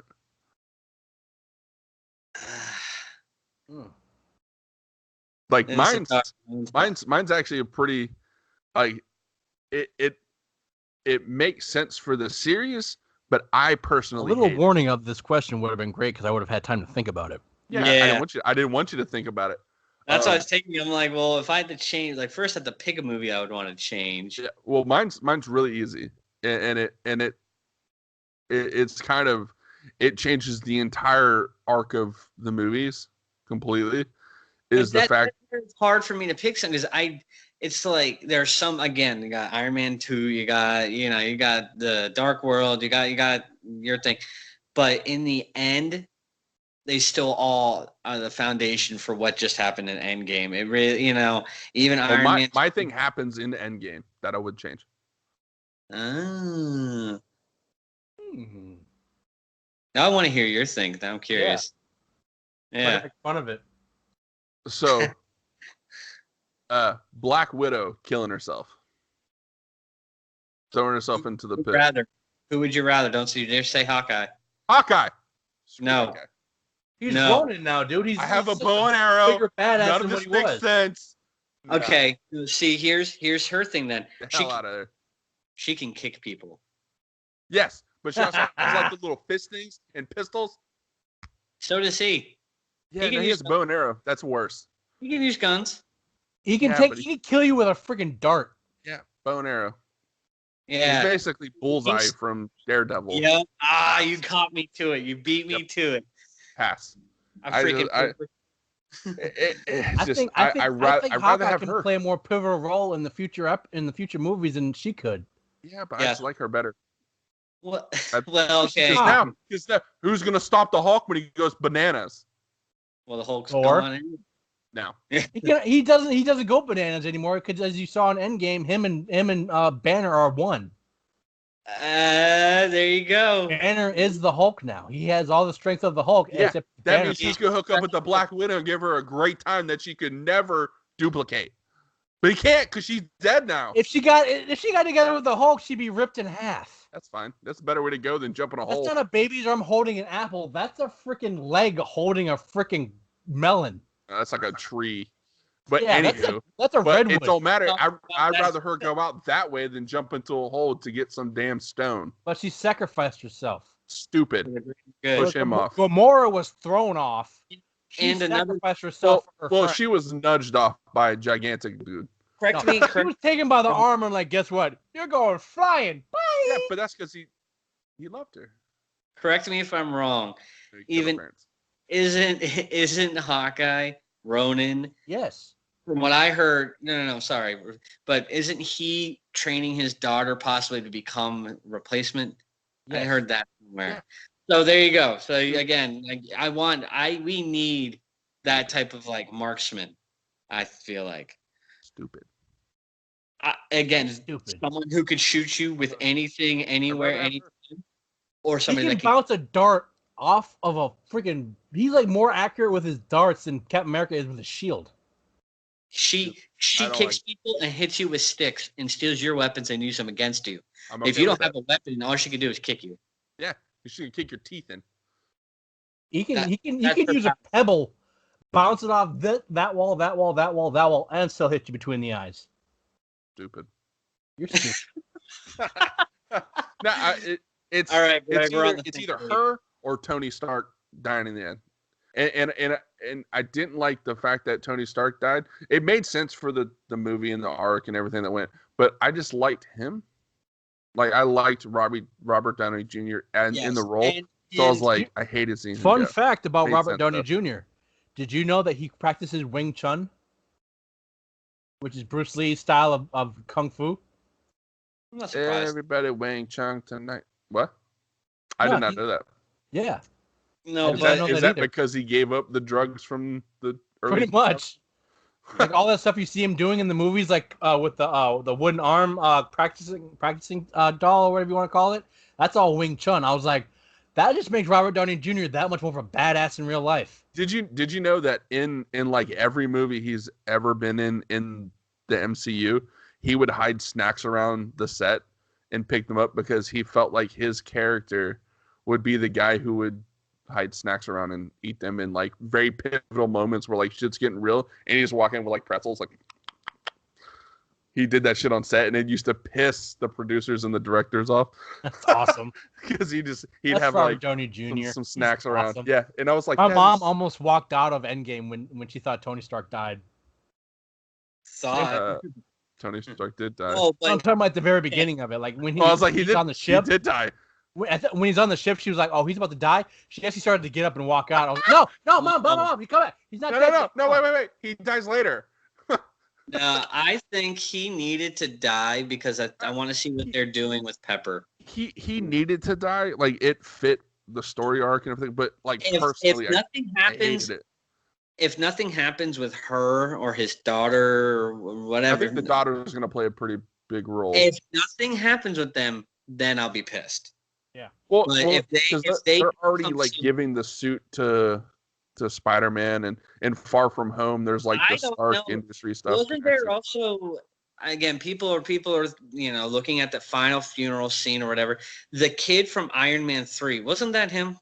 Yeah. And that so yeah. Maybe something with that. But again, Spider-Man's the kid from Iron Man 3.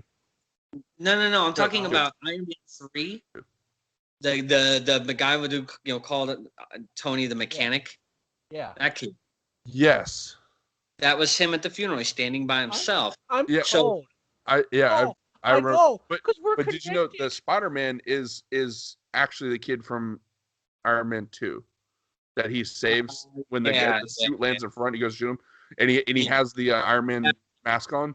Yeah, they said in the thing that is Spider-Man. Yeah, but I'm talking about that other kid.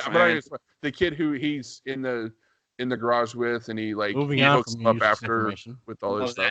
So I'm wondering maybe again, if they go with him and Pepper and his daughter have nothing, then no, he shouldn't have died. He should have been able to just kind of just leave and be done, just like Captain America. Yeah. But I think it would have been cool. His death would not be in vain. If Samuel L. Jackson's character got killed off and then he took over as like that character and like stopped doing the Iron Man suit stuff, I think that would have been a pretty neat. Oh hell yeah! Because you still get him there, you still get a snarkiness, but he's not, snarky Stark. He's still there.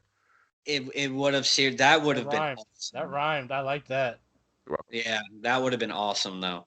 Because you still have, but it would also really be hard for him to be in a movie and not jump into a suit.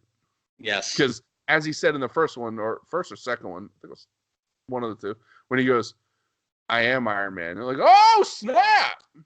I think it was after in the first one, at the end of the first one, when you stand up in front of them. I am Iron Man. They're like, oh, like that was one of the best endings of And then they had to end it with him saying that. Yeah. But so that was more epic than any other time he was like, I am Iron Man. Yes.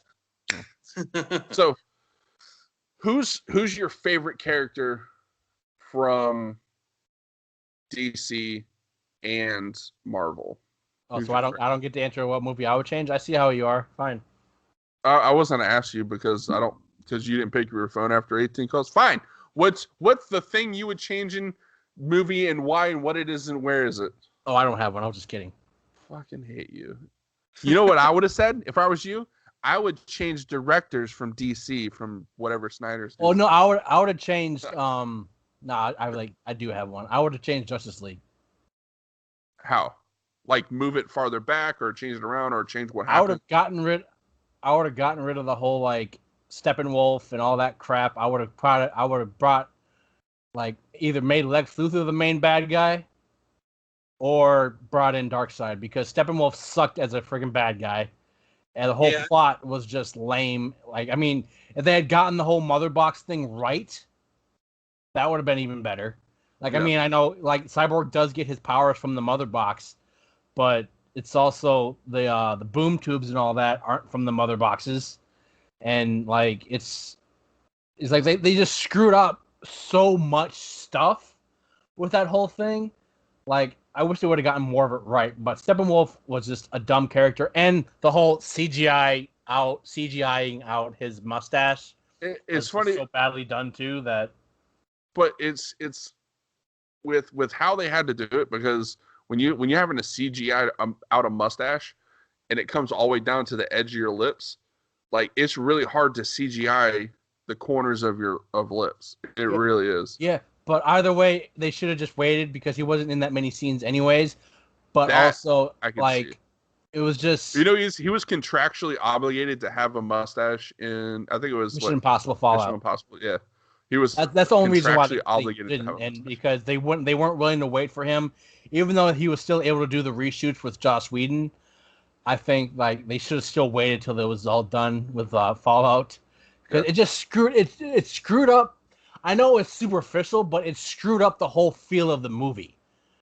Well, it looks off. It looks like something's wrong with his mouth. But all right, so your change would be the villain. Yeah, basically the villain. Besides Lex Luthor, Darkseid is still his biggest enemy, and Doomsday. But they defeated Doomsday, so that's out. But Darkseid, I still think the ultimate build-up should still be Darkseid.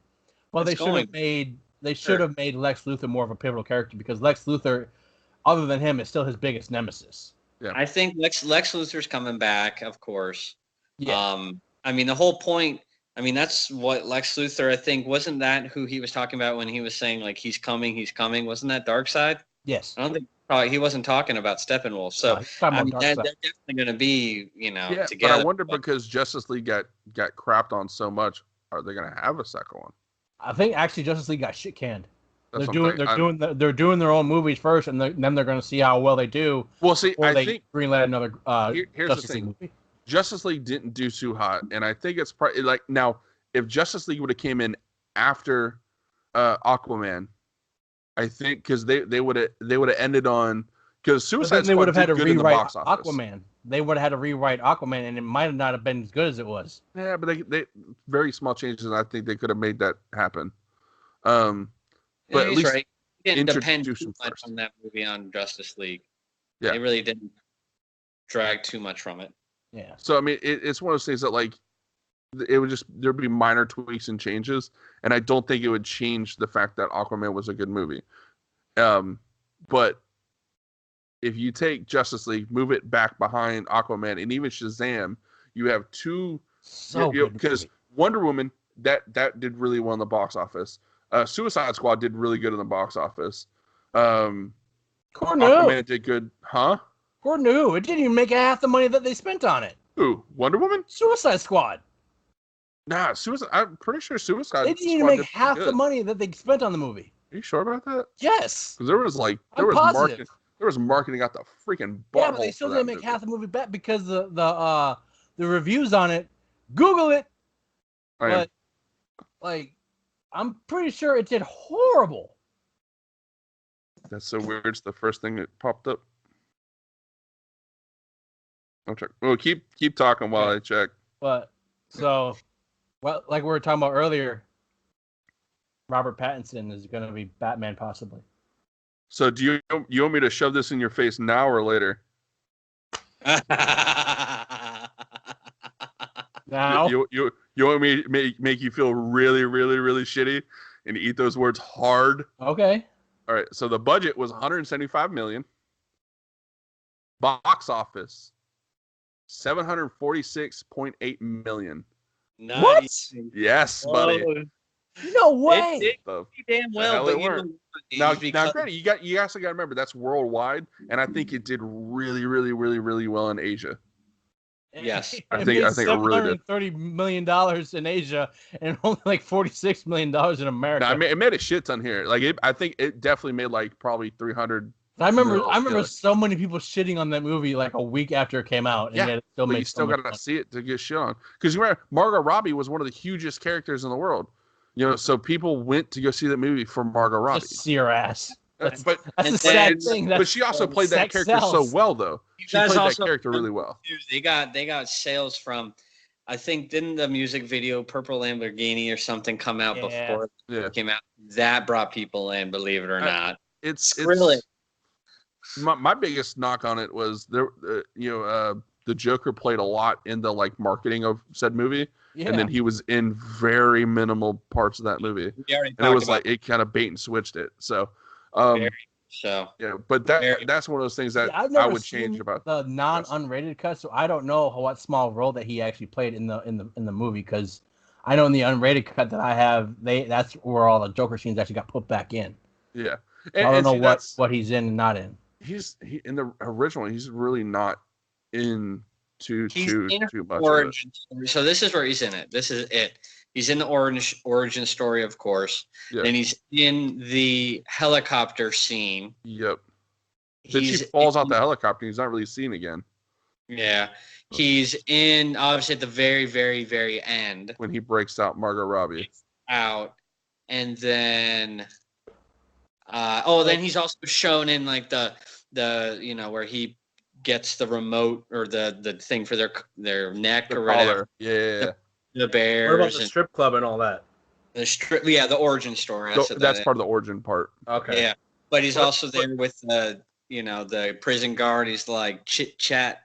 All that shit's gonna get you hurt. Oh, okay. So then he had like 5 scenes. Yeah, but it's like in the marketing of the movie, or what I saw from it, he definitely portrayed as like he was going to be a more pivotal bad guy. Yeah. In the movie, and he definitely was. There's parts where he's in the movie, but he's not. In my opinion, he's not really like playing. I think the reason why they didn't make him more pivotal because he's not a Suicide Squad bad guy. He's a Batman bad guy, and the really only connection he had to it was with Harley Quinn. Harley Quinn. That's it. So, but I don't think they found anybody. Like, I don't think they could have found anybody better than her to play it, because he was just. She played the role subtle, really well. Psycho, like girlfriend of Joker, and it was just. Now, who's your favorite character from each universe? Villain, superhero. Let's do villain for both, and then superhero for both. Like, what's your favorite villain? What's your favorite? And for villain, let's go. What's your favorite villain for both universes? To like, if you had to pick one villain altogether, not like one from DC, one from Marvel. Just who's your favorite villain overall? Okay, can we put the disclaimer, not Thanos? Let's take out Thanos, because he's a pivotal bad guy in like I know half of the movies. Eggs dad, and he just Brolin played him so well, and yada yada. Like I think that it's kind of that's like a cop out answer. Thanos is the big bad guy. He snaps, people die. Yeah, I mean, come on. They built him up too big for us to not say, well, Thanos. So let's take him out of it. Darth Vader. What universe? Whiplash. Ah! Yeah, right. Yeah, Whiplash. Mandarin. Best bad guy. See, again, it's only because we know his background is going to be Kingpin for me. I really think. Because if he played, he in the comic books is such a huge deal. You know what I mean? But we haven't seen him in the universe for all. I was about to say, because we haven't seen him in the DC universe. I mean, DC universe? Get out! Fuck, I say. Get out! I didn't mean that. Okay, so what happened was, you do see I looked down to see what movies were happening, and it was actually Lex Luthor. You have seen Kingpin. Like Daredevil is still part of the MCU universe. The fuck it is. The Netflix series is still part of the MCU universe. Not the cinematic universe. Yes, it is. No, it isn't. Yes, it is. No. DC, Jessica Jones, Luke Cage, and Iron Fist are all part of the MCU universe. Nah, not the movie cinematic. Yes, they are. Movie cinematic, no way. I don't count them. If that doesn't count, you can't say Agents of S.H.I.E.L.D. and all that counts. Yeah, nope, I'm out. Yeah, I've seen those, to be honest. Because, yeah, he's in the whole Daredevil series, and he's a badass SOB in the Daredevil series. Yeah, he's a big motherfucker. So again, it just, I mean, I didn't even consider this too. Joker is pretty damn good, but again, in the actual DCU, it's like, yeah, he's good, but he's not as good as he really is. Does that make sense? Or he could have been. Like, if they would have made a second Suicide Squad, he would have had Heath Ledger was in the done Joker. I mean, just Leto didn't give him enough. So that's if you put Leto into a role like Heath Ledger had, where he was the main bad guy the whole movie. Like, if they made it there, because they're making another Batman that it's a prequel to everything that's happening, and Ben Affleck's not in it anymore, and Robert Pattinson's playing Batman. He's expected. No, he's in negotiations. Really, I saw he was cast as it. Yeah, so basically, you got a vampire Hufflepuff playing Batman in the daylight. He's a vampire Hufflepuff playing Batman. Yep. But for me, because he's Cedric DCU, it's right now. I'm gonna have to wait till the Flash comes out because it's a toss up between Flash and Shazam. As your favorite hero. Yeah, because Flash is like me, and heroes. I'm gonna let you pick heroes from both universes because there's a lot more heroes to pick from. Shazam he's just. Because of the whole, like, he's actually just a kid in a grown-up costume, per se. Yeah. He just made that character so much fun, and the movie was just so much fun to watch. Yeah. Like, I've watched it 3 times already. Charged. It's just... he did such a good job, but I like Flash because he's like me, where he doesn't take anything serious, just like me. And... I like the Flash. I think the Flash was a pretty good pick for Justice League. But... I like Shazam. I don't know if I can't pick him because I haven't seen the movie. But what's your favorite hero from DC, Corbin? From DC hero, and Marvel's next for you, Greg. So think about it. So I'd say, you know what? Again, because of how well I feel like he played, would be the Flash. I want to say that because, again, like I said, Ezra did really good. The spastic, like, ooh, I mean, that's how I would envision Flash. So, from the actual cinematic universe, Flash definitely. Now, I think he was, for me, it's a toss up between Wonder Woman and Aquaman. I love the way that Wonder Woman played. Like how in her solo movie, like she was always like the righteous, what you would think her naive innocence in a way is what made her so awesome. And and the fact that she thought like if she just killed said dude, like everything would end and it'd be all good and humans would be like, nah, we're fine. And she thought that all the way until the end when she killed the dude and shit didn't end. So I really liked how Wonder Woman was played, and I thought that movie was so good. So it was matter of fact, to me, it was the first really good DC movie to me. There's parts of Suicide Squad I liked, and there's parts I couldn't stand. So it's kind of like that middle road for me. Batman versus Superman, I didn't like it really at all. Matter of fact, I just thought Batman versus Superman is a stupid idea. You said Martha? Oh, I love you now. Yeah, I love you. Like, no, we're cool. Martha. Oh, I'm not gonna break your freaking head in. I got into a fight with a guy, then we realized that his mother's name was Martha too. So, and that's what's gonna. And man, what throws me off with Wonder Woman though is like, at the end of her movie, she defeats a god, like a god. She defeats the god of war, but then she gets her ass whooped by Steppenwolf, who's just what? But that's in Justice League, right? Yeah, but she still defeats the god of war. Yeah, in her solo movie. An immortal god.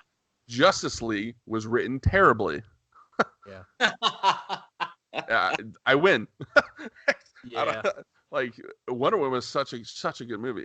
And I think I like Aquaman just because I feel like he was and it comes down like my favorite superhero is the Wonder Woman, because I think Superman's kind of like an easy pick because he's Superman. He has all the powers. He can do everything. Like, he's overpowered as hell. He gets stopped because of a damn rock from his home planet. Come on.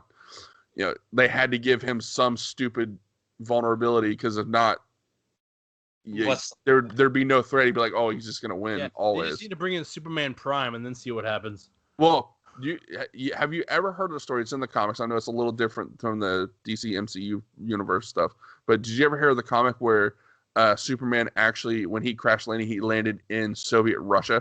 Yeah. Yes. And like he becomes like their have you seen the comic book part where it becomes Superman Prime or whatever it is? Mm-mm. Where he's like all gold. He's basically like Super Saiyan Superman. Oh, Jesus. And like he bench presses the earth for 5 days. Oh my Jesus! In the one Superman movie, he flies backwards and it time travels. He's basically a god, and like he's the strongest being in the entire universe. But he's omnipresent or whatever. Like he exists everywhere all the time, and like he becomes God in quintessential. Like it's so overpowered. Stupid. But so that was just messing around. That Wonder Woman would be my pick for favorite hero from DC. Just by I think her character was done so well. It's an easy pick for me outside of Superman because he's overpowered as hell. Now for Marvel, Greg, what's your top? Who's your favorite superhero? Toss up between Iron Man and Thor. Iron Man and Thor. Because Captain America is just too much of a goody-goody for most of it, and then like nobody's that good. Tony Stark is just like, he's Batman times 10, where he is like the genius billionaire. Like, he's just like, oh really? Batman's not a genius. Yes, he is. In the comics, he's actually a metahuman, and his brain power is his brain. Yeah, because they went, oh shit, Iron Man's also a genius. We need to make our guy also a genius. But it just and it also seems like Tony Stark has unlimited funding, and after he stops making weapons, you never learn where the rest of the money comes from. And it's like, if you stop, what did you go into? Are you just like the ultimate drug dealer now, or what are you? Because you never really learn what, Technology or energy. That's where he did it. But it's like, he has an answer to everything, and he's the one who made drones such a big thing. Like, Tony Stark is just like, he's one of my favorites, but it's almost like he's just too good. He's too good at what he does. He's like, oh, really? There's a problem for that? Okay, just make a suit to counteract. Oh, there's a problem with that? New suit. There's a problem. Oh, new suit. Well, he makes the Hulk suit to try to kill the Hulkbuster suit. He made a glove to hold the damn Infinity Stones. Because he's a genius. He's much smarter than Batman. Thanos had to make a glove out of the metal of a dying star, and Tony Stark was like, "Really? Because he's Iron Man. Give me 20 minutes. Give me 20 minutes. I got one too. Them can. Yeah. But he's Iron Man. Thor is just like, he goes from being this like naive, just arrogant little prick in Thor. I will say, you probably see the ultimate badass, good doer, like king of Asgard in Thor Ragnarok, where he's just like, I'm just a badass, but I'm also like a humanitarian. He just wants to help out people and help everyone. You see him grow. Yes. Out of any character, movies. I think Thor has grown the most. I loved when I can't remember what movie it was. I think it was Age of Ultron, when he puts the hammer on the table and they're all trying to pick it up, and then Captain America like kind of moves, and he was a little like. But now look, that was foreshadowing. See. Yep. The Endgame. Yeah. But Vision picked it up and just handed it to him. Vision picked it up, handed it to him. They're like, and he was like, "Okay, I guess I'll go." He's trustworthy. He's like, I loved everybody's face for that. They were all like, what I thought was, at the very end of that movie, they're like, if you put in an elevator and make the elevator go up, is the elevator worthy? He's not worthy. I freaking love that. And he was like, no, it's different. I love these little chats we have. I just watched that movie not long ago. I just watched the ending of that like 2 hours ago. And I have no idea why. Like, it was on my phone for some reason. I was like, oh, cool. So who's your favorite Marvel character? I already said it pretty much. Doctor Strange. That's my man. I love it. He's the badass. All the, because he doesn't need any of that. He'll just transfer you to a different dimension, and say bye. I think they should have made him stand a lot more of a chance against Thanos than what he did. Agreed. But thing is, he does have his limits, but you're not wrong. You're really not. And I do feel like he didn't get his limelight, but he's going to get it in Phase 4. I feel like he's going to. That's why I'm excited, because he put it perfectly to Tony Stark. He's like, "What are you good at? Protecting your reality, douchebag." This guy, he doesn't deal with just our planet or Thor Ragnarok. He goes over and Loki's about to attack him. He goes, "Okay, bye-bye." Yeah, exactly. I'm right there, and the time stone, he wields a fucking Infinity Stone, and he could see all the possibilities. Like all of this huge scale things are him. Not did I build a great house or something? No, but he 1,900,000 possibilities in maybe 20 minutes. Well, shit. Come on. So I think he's OP, but they just did it in a good controlled way. I really do. But he did hold his own against Thanos for a little bit. Again, the only way that him doing all that, just doing the minimal, was maybe one of the only ways that they won. And you can say that argument too, that he's the only one who knew what everyone should do. And for all he knew, he shouldn't have tried as hard. So he maybe had to pull back going, I'm supposed to die. Himself. Yeah. I'm supposed to die, and Tony's supposed to die. So I'm not going to die. He's going to die. So that's my. So mine, because you were Iron Man and or Thor, you had Doctor Strange, which I kind of envisioned that being the answer prior to. Why? I did. I'm kind of with Greg on the idea of Captain America, because he's too goody. Like he it's his character type. What's your language? But it's like, yeah, and then he gets shit on later for saying that. Yeah. But language. Fuck you guys. Mine's actually, it's like my favorite character is Peter Quill. Okay, fair enough. From Guardians of the Galaxy. If you think about it, it was his plan that almost made them win against Thanos. So, yeah, He's not as dumb as he plays himself off to be. But then he done fucked up. He's half a god. He was half a god. His god part. That's true. He did. His human part done fucked up. He lost his god parts. He lost his god parts in the Guardians of the Galaxy Volume 2. I never understood how that's possible. They explained it in Volume 2, like the dad explained it, like if you do this, you'll lose your whatever, and then he did that exact thing. Yeah, no, but I mean, how do you lose half as part of your DNA? How do you stop being a god? The god that made it happen died. I think he's lying. Just saying. I don't know. I really like him. I like all of them, but he's a good villain too. I liked Ego. I liked him as a villain. He's fucking planet. I would say him or from the same quote unquote franchise, even the same universe, Rocket Raccoon. I love that dude. But if I want it more than the other guy, how much for the eye? That's still crying. And I need that guy's leg. I got the leg. What did it look like? Then I'm gonna go with the one with the most vocabulary. Do what?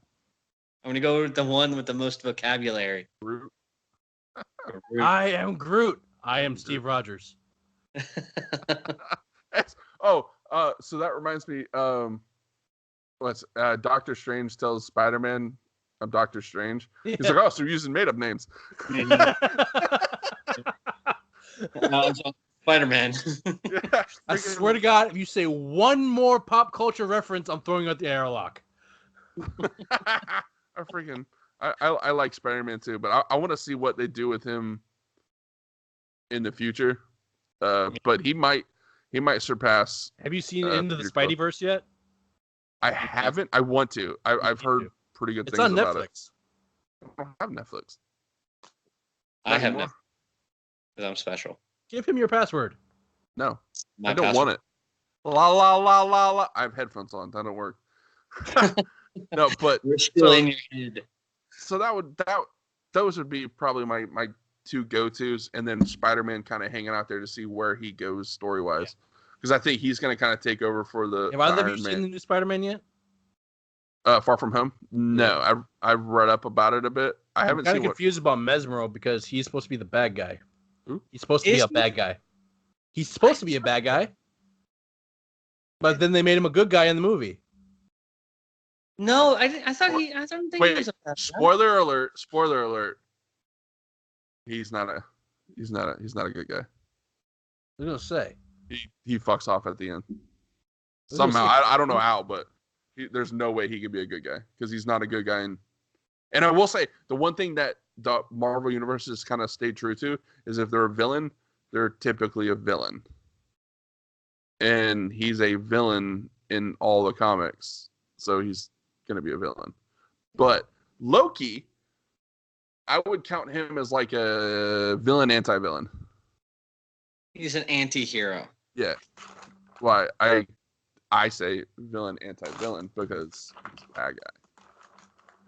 I don't know. He has his good moment. Like I think anti-hero is. He has a bit of a heart.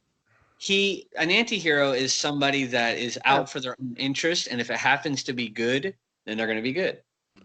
Well, he's also like the god of chaos, so. Yeah, so I'm saying like god of mischief. If he wants something, but to get it, he has to save your life. There you go. So all right, so I got another question for you guys. Okay, so if you could pick two characters, one from each universe, to fight each other, who would it be, and who would win? Corbin, you go first since Mighty Mouth is eating. Mighty Mouth.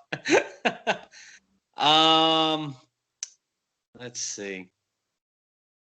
Power Ranger shirt? Oh, Jesus. Continue. I had to pick two. See, again, I'm not trying to pick my guy, Doctor Strange, all the time. You know what? Then let's see. But see, we haven't seen Darkseid, though. I was going to say Thanos versus Darkseid, but we haven't technically seen him. So I can't do that. And I did say character, so it could be like a bad guy for one universe versus a good guy, or a bad guy versus bad guy, or good guy versus good guy. Bad guys, you know. Yeah. But then fine, you know what? Then there you go. Superman versus Thanos. How about that? That'd be interesting. That'd be a good. But here's the thing. Who would win? Thanos. Because you didn't give me a stipulation. Imagine if he had all the stones. And that's the thing. That's part of it. Which magic Thanos defeats Superman. What? Magic defeats Superman. Magic. Magic defeats Superman. I can understand you. No, I mean, because basically, I think Thanos. Again, Thanos is my bad guy too. Like, I mean, again, like we said before, but he's kind of the king bad guy. Exactly, and the strongest out of all of the cinematic universe put together, Superman technically is supposed to be the strongest superhero. So put them two together. You know what I mean? Mm-hmm. But Thanos would win because it's Thanos. Thanos.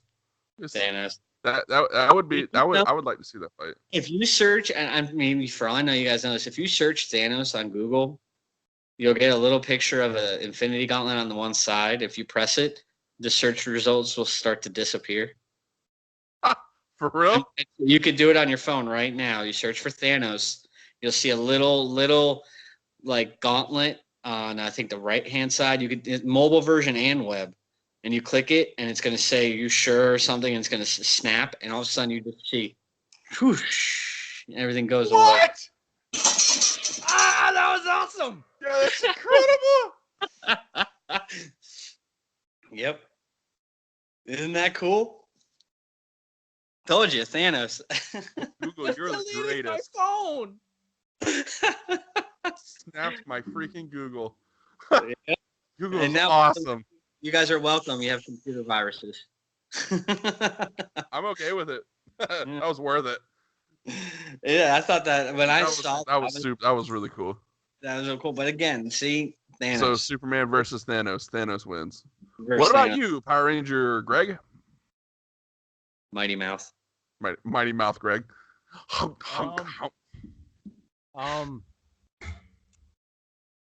Either Superman versus Captain Marvel. Be good. Or too powerful. Flash versus Quicksilver. See, I thought about Flash versus Quicksilver, and it's one of those things that I think Flash would win because Flash has like the super. Or speed. Batman versus Tony Stark. Speed Force. The only problem I have with Batman versus Tony Stark is I think Tony Stark, Iron Man, has more shit. But Batman doesn't kill. Batman also created a way to defeat every single member of the Justice League. Yeah, but the problem is he hasn't figured out a way to kill Iron Man because Iron Man's not part of the Justice League. And Iron Man's not afraid to use fucking pistols and shit and shoot. And Iron Man will kill a guy. Iron Man don't give a damn about killing somebody. Because Iron Man is the master of the ancient art of how to hurt a guy. Iron Man's the shit though. I would say Iron Man will probably win that fight, and I think Flash would win over Quicksilver. Yes. Mainly now, which Quicksilver though? The X-Men, because if we're talking the Marvel universe, you're talking about not Romanoff, the Red Witches or whatever. I can't think. Pietro Maximoff. Yes, Maximoff. But they're both of their names are Pietro Maximoff though. Yes, but we're talking about the Marvel. Marvel. If we're talking Marvel in general, now Quicksilver from the X-Men universe would probably give Flash a run for his money because they're just as fast as one another. Yeah, but Quicksilver and MCU is fast. He has the Speed Force or whatever. But it's called. Exactly, the Flash itself, he has like what gives him his power, and the Speed Force can also do other things. But Quicksilver can go. Sweet dreams are made of these.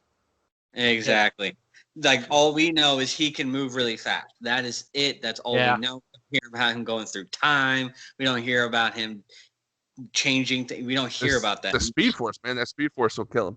I think now the one from the X-Men universe will probably give him the most run for the money because I think it just in looking at. Well, if we're gonna do that, then I'm gonna say Wolverine versus Batman. Well, they're not technically part of it, but I would like to see that fight. But really? I think Wolverine would just cut his arm off. Yeah, I guess that. Or if he gets Wolverine versus Wonder Woman. Wolverine still has human like senses, so shit. If Batman blinds him with some shit, well then he done fucked. Yeah, but you can't. I would like to see if it was me. They're in the same universe, but I would like to see Wolverine and the Hulk. Yeah. That would be. They've already done that, and Hulk and Wolverine wins. Well, they've already done a lot of this. They even did MCU versus DC. Like there's comics that are those comics. Yeah. But we're not talking about the comics. We're talking. I know we're going to get way off again. Yeah, we're talking about the movies because in the comics, which we could talk about that at a later date. I would have to do a shitload of research because I don't know shit about comics. And that would be binging on. Let's look at Comic Wiki. I'd have to. I would basically do that and just copy stuff down and then ask a bunch of questions because I don't know shit. And I know, like I've heard of things. You'd have to like tell me things, but we're all gonna be on our phones looking. So you said Flash and Quicksilver. You said Superman and Captain Marvel. Yes, he took my Superman versus Thanos. Well, Superman versus Thanos. I mean, that was actually one of the first ones I thought of, just because it's, you got a good guy on one side and a bad guy on another side. So like it made sense. Really don't have somebody that's equitable. I don't think Captain Marvel stands. I think I would Superman. I think he would just kick the shit out of her. You would just like go like this. You would go, bing, and just flick her in the nose, and she go flying through the. Now mine was Superman versus the Hulk. I would like to see that fight. I think Superman would end up winning. Superman versus Thor. He's faster. The Hulk is slow as hell. He's just strong. But he's so freaking just. All Superman's got to do is fly around him and go. Yeah, but Hulk's the strongest Avenger. Poor Thor. Point Break. Point Break. What about Thor versus Superman? I had Thor versus Wonder Woman.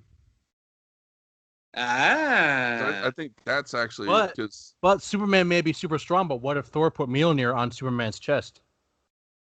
But Superman might be worthy to pick it up, though. It might be worthy. Maybe. And he has laser eyes, so you just shoot him. And Superman would just go down through the earth, through the middle of the court, out the other side, and then just fly off. Cheater. Hey, there's been past Supermans who've flown around the world backwards and made the world spin, and somehow it went back in time. So flying through the earth is that's like a Wednesday for him.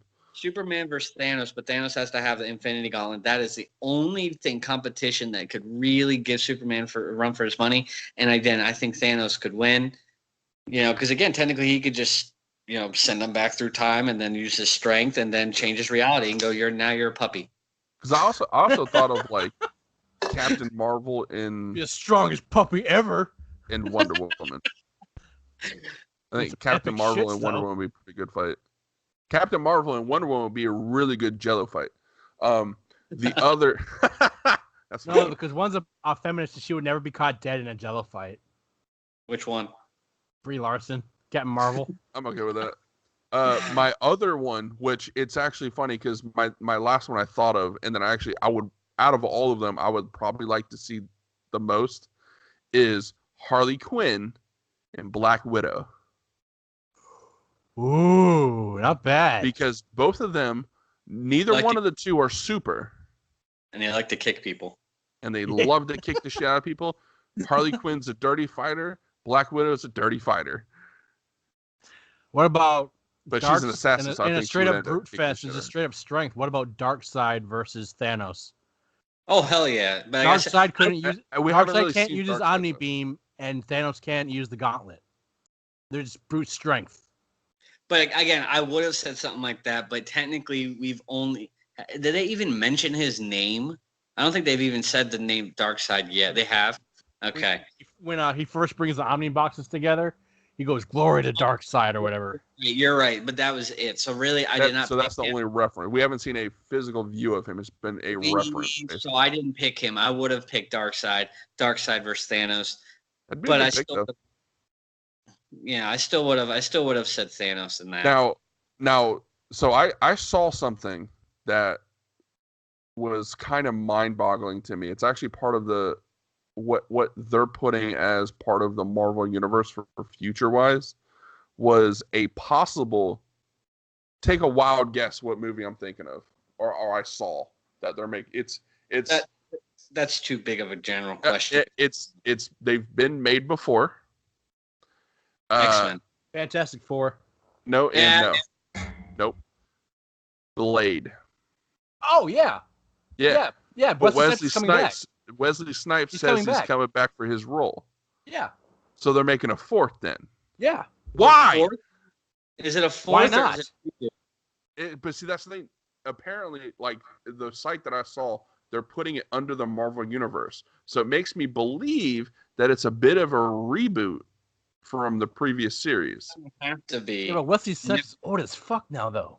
That's what I'm saying. Like, but he's reprising his role. So is he going to train like a younger? Is he going to take over for the old guy from the first three movies? No, the old there's friend. only one Blade. Yeah, they're gonna have to play because they even said that Blade still ages like a human, and so he's gonna have to be old as shit. But I mean, he's if you saw Wesley Snipes in what Expendables like 27 or whatever it was, he still looks like a young. He can kick some ass. Yeah. He just has grain in his beard. If they're doing that, then I think then they bring it to MCU. They're trying to get those types of characters, like if you want to say adult characters, to get Deadpool, Blade, and Venom. But see, Deadpool, Venom is his own though. They have not gotten the rights to Venom. And I think Deadpool's with Disney. Yeah, well, who owns of MCU? Don't they? I'm not crazy. Yeah. Do they own them? But they've kept them separate though. Not anymore. They're more with they like kept them X-Men. separate. And technically, it's the Marvel name, but not the MCU's name. Like they Marvel. So it's not. Did they actually put them in it though? Yes. Disney said that. Well, they may not bring in Deadpool, but they're not going to change Deadpool in any way anymore. Like they were nervous about it, but that's why Ryan Reynolds was going to be like, yeah, I quit. But Disney has pretty much said that they're not going to touch Deadpool. They do own him now, but they're not going to touch him because basically it's too much of a moneymaker for them. He's going to be a solo. Yeah, Deadpool is just too much of a moneymaker for him, but they're also rebooting X-Men. So if they're rebooting X-Men, you just said? Yeah, I heard that too. Yeah. No, I mean, they could, but I'm saying like, if they're going to try and bring Blade in, what's not stopping them from trying to bring another character? Because Blade is more similar to Venom and Deadpool, I think, than anyone in... I think if they brought in Deadpool into the real MCU, it'd be so much more awesome than it already is. But like it wouldn't be like a permanent thing. It would be like maybe like one one-off thing. Yeah. But that movie would do very well just because it'd bring guys like us for Deadpool, and then everybody else who's now a fan of MCU and just. Would talk shit to everybody. It'd be awesome. Well, he breaks the fourth wall, so. Exactly. That's the only problem is his movies are allowed to break the fourth wall. But they would all just look at him and be like, "Who the hell are you talking to?" Exactly. Well, see, that's what I think. Like an Iron Man would say that. Like, who are you talking to? Like when like call him out on it, but he's dead now. Here's so. He's dead. He's dead. But looking at the two universes, right? We've had so many movies come out in the last basically since like the early 2000s, since Iron Man all the way through to Spider-Man: Far From Home, and then all the DC movies and all the future movies that DC had talked about. Because Wonder Woman, there's a sequel to Wonder Woman that's supposed to come out. It's Wonder Woman 1984. Yep. When she fights the during the Cold War. Yeah. And it's funny how they went from basically World War One to WW1 to present time, and then they're now going back to 1984. And I think I'm not sure if that was decided prior to or after. I think they realized that people care more about her coming up story than they. I mean, they already know. Okay, she's part of the Justice League, whatever. But let's just see what she did to get there. I'm more interested. I mean, personally, I'm more interested in seeing that. Like, I want to see what made Wonder Woman Wonder Woman. Her first when she first showed up, it was Batman versus Superman at the very end. Yeah. So it wasn't even like her movie. So it's sort of like, hey, this is this girl, and they're like, oh yeah, and her movie's coming out in like a year. Like, oh shit, that's awesome. Yeah. But they're 1984. I want to see. I kind of like the idea of them going back and seeing her come out. They did that with Aquaman and Flash. Hey, look, now they got movies coming out. Yeah, I forgot about that. Yeah, so I mean, I'd like to see. I think Flash is actually supposed to be next year or 2021, one of the two. Oh, and there's also, but apparently there's a movie called Birds of Prey that is supposed to incorporate Harley Quinn and somebody else that I can't think of off the top of my head. Probably like Poison Ivy or something. But it's like it's I've never heard of the name that I saw. I was like, who? But I think it has nothing to do with Suicide Squad. Like it's completely separate from there. Aquaman 2, stuff like that. Aquaman 2 is supposed to come out. And Aquaman did so well, of course they're going to come out with the second one. Shazam 2 is going to come out sometime. Are they doing a Cyborg? I haven't heard anything on a Cyborg. And I think partly because the fact that in Justice League they did a little bit of like a background on him. It was like such a short synopsis of it. I didn't know if they were going to do something like Aquaman where it's not an origin story, it's a what happens after story. Yeah. I mean, it would make sense.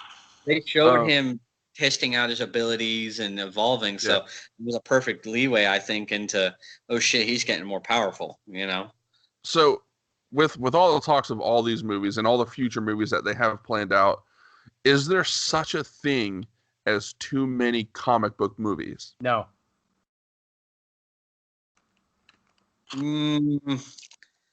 I mean, again, like I would agree with Greg only because it hasn't stopped yet. And see, but that's the thing is, as long as they keep doing it right. That's what I was about to say, because your first answer was, nope, it's fine. But what happens if they start running out of shit and they start making terrible comic book movies? But that's where they won't. But the problem could be is they start getting into these second round characters or different universes and universe 12, and they start doing that like the comic books, and then normal people are like, what the hell is going on? Yeah. But then does that start turning into comic book movies being too much? And is it better for them to be interconnected or solo? Connected. All the way connected? Or like Shazam seems like it could be connected, but it could be its own, since Justice League and them didn't do too hot, and Aquaman did, Wonder Woman did, Shazam did. It seems like they're going to push more for the solo stuff, build the solo stuff, and maybe think of a Justice League 2 down the road. That's what the talk is like. Yeah. They realized they rushed it too quick, and so. I like the MCU's connectivity where, again, you see little things that were done, and you've guys like us that see these movies all the time, and you see little ththings that happened in Iron Man 1 that, I mean, are connected to it only confirms, because even though it was never questioned, like it's the same guy. It's been like a year, 2 years. You can almost tell the timeline, and it adds that it's one universe feel. You know what's funny though? You know what's really nice about that aspect though, is even with their interconnectedness, you can still sit down and just pick any one of those movies out and watch it, except for maybe the Avengers movies. Like if you didn't see the previous ones, it's kind of like, you can't. So what happened? But like those are the group movies. If you take those group movies out and you look at every other movie, you can watch it and go, no, I can follow along. I can figure out what the hell's going on. There's two different layers though. There's a layers for people who do watch them in succession or whatever. And then there's a layer of, let's go show this 4-year-old Thor. Ooh, it's Thor, and it's Thor. He has the hammer. It's awesome, long hair. Exactly. For us, it's like that's more. I will say we've sat here for a pretty long while, and not one person has ever mentioned the word Ant-Man. Yeah. Not one person. I looked at it on my paper for like 2 hours and 43 minutes and 56 seconds. Not one person's mentioned Ant-Man. Poor Ant-Man. Actually, I'm not the biggest fan of Ant-Man. it's not my worst movies. Like I think there was other more egregious things. Yeah. But again, I forgot about Ant-Man. I did too a little bit, but that doesn't mean I don't like him. Yeah. It's like, again, like he is the fact that he got a movie, his own movie, 2 movies. And a third one coming out potentially. Yeah.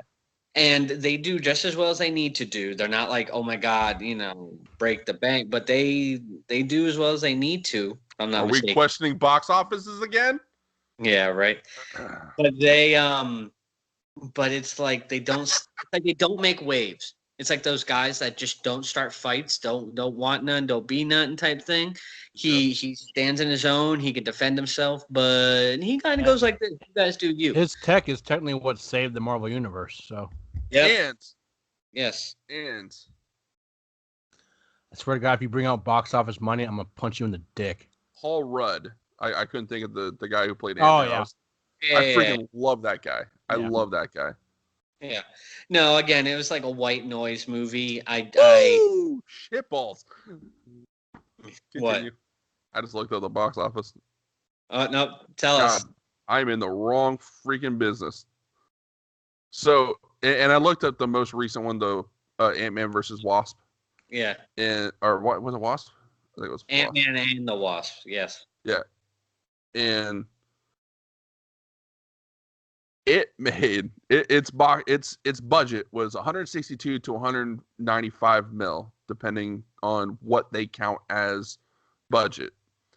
It brought home 622.7 million. But also its budget. But another thing is it has the Marvel name now, so some of these movies are just riding on the coattails, which I think this one did. But again, it held its own.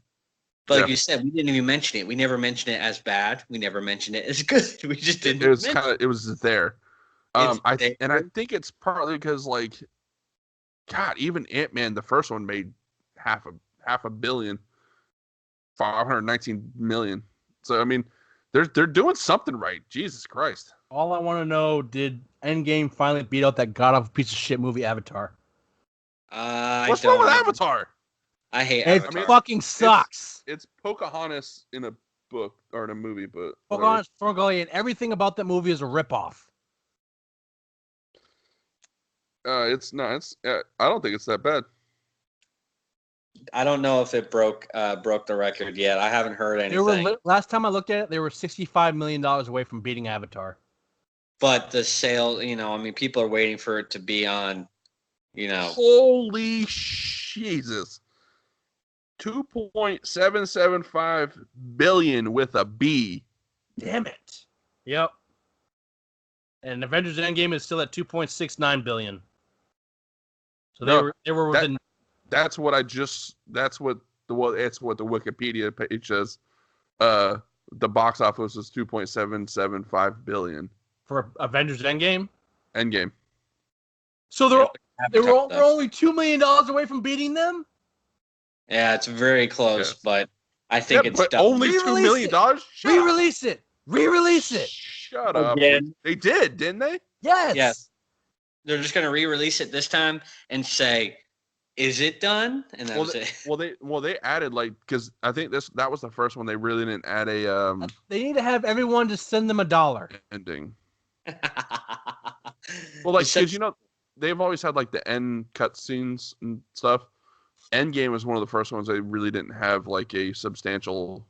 You know what? As the end cutscene now, they need to have somebody come in and in an Avatar scene, give me money, punch them in the face, and say, "Get off my ranking, bitch." Well, Avatar's coming out with a second one. Yeah, unfortunately. I just want to know how they're gonna. I'm assuming the Earth people are gonna just come back. It just makes sense, but. I don't know. So the MCU, DC, they're. You're so lucky I don't have to work tomorrow. They're so polar opposites on how they've basically ran their universes, and you see one that basically hit every single one of their movies made money, every single one of them. I don't think there was one movie in the Marvel universe that didn't make their budget back plus some. Agreed. Like it's netted them billions and billions of dollars. Yes. Like billions. I mean, their Endgame was 2.775 billion by itself, and I'm sure Avengers, Infinity War was up there too. Like, yeah, it's like number 5.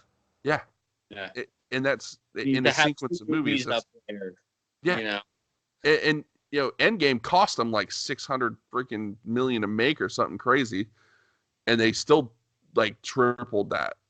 Yes, it's like, God damn. We need to start producing movies. But the reason is they put all that time into connecting all of them. Yep. You can tell the attention to detail, which people really do appreciate once they start getting into these. You appreciate that detail. It's not just one movie. Show that they care about what they're making. Well, let's put it this way. Avengers Endgame was, I think, number 22 out of 23 films released. So they went through 21 films-ish to get to the point where they could make 2.775 billion. You know, so they put in the time, they put in the effort, they put in the And Endgame comes out at the end of the month.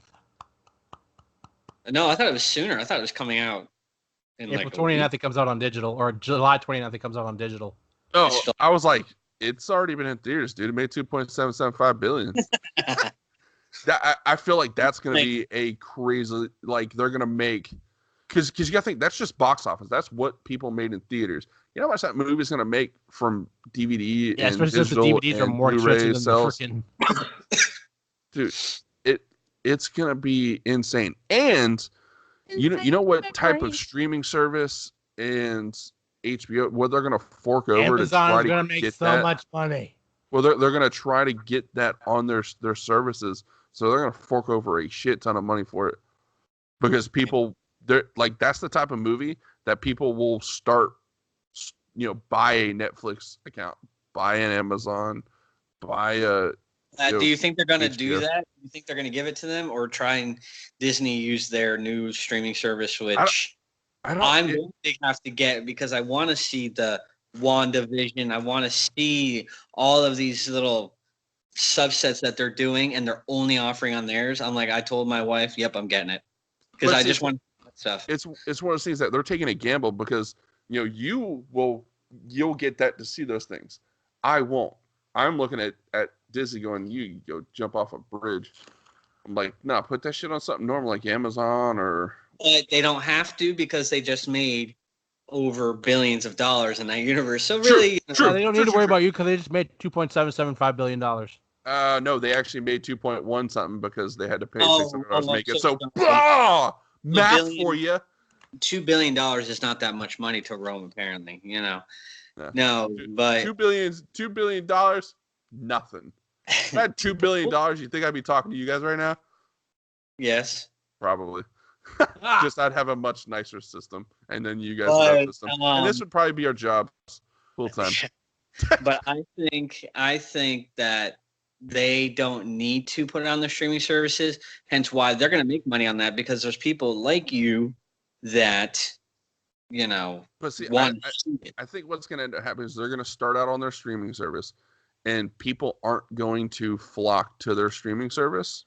I don't know about that, because lots of people, again, they don't just have that though. They also have those other subset ones. But also, a lot of people don't know that Disney is going to have its own streaming service. People said that about CBS Go, and look at how much money it makes.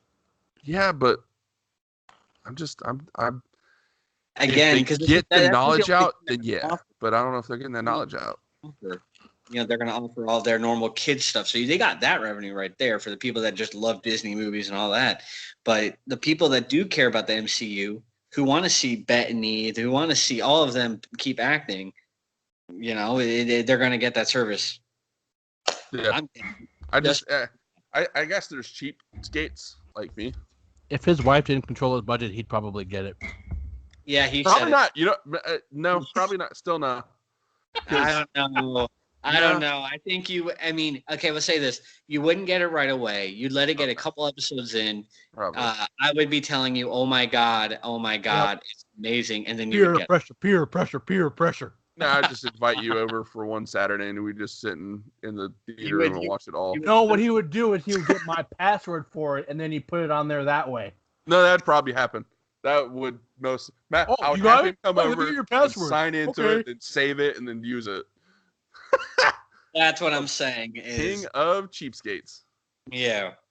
It's really easy when you don't have a job. And your wife has all the money. They will make money off that thing because they have that control. You can hate them all you want for it, but they're producing content. I don't. That's the thing is, I don't hate them for it. Like, I think it's actually a really good business plan. They just got to get the knowledge out. The knowledge is key. But the knowledge they don't. Knowing is half the battle. You're not wrong, but again, they have half that battle. They have the money to be dumb a little bit.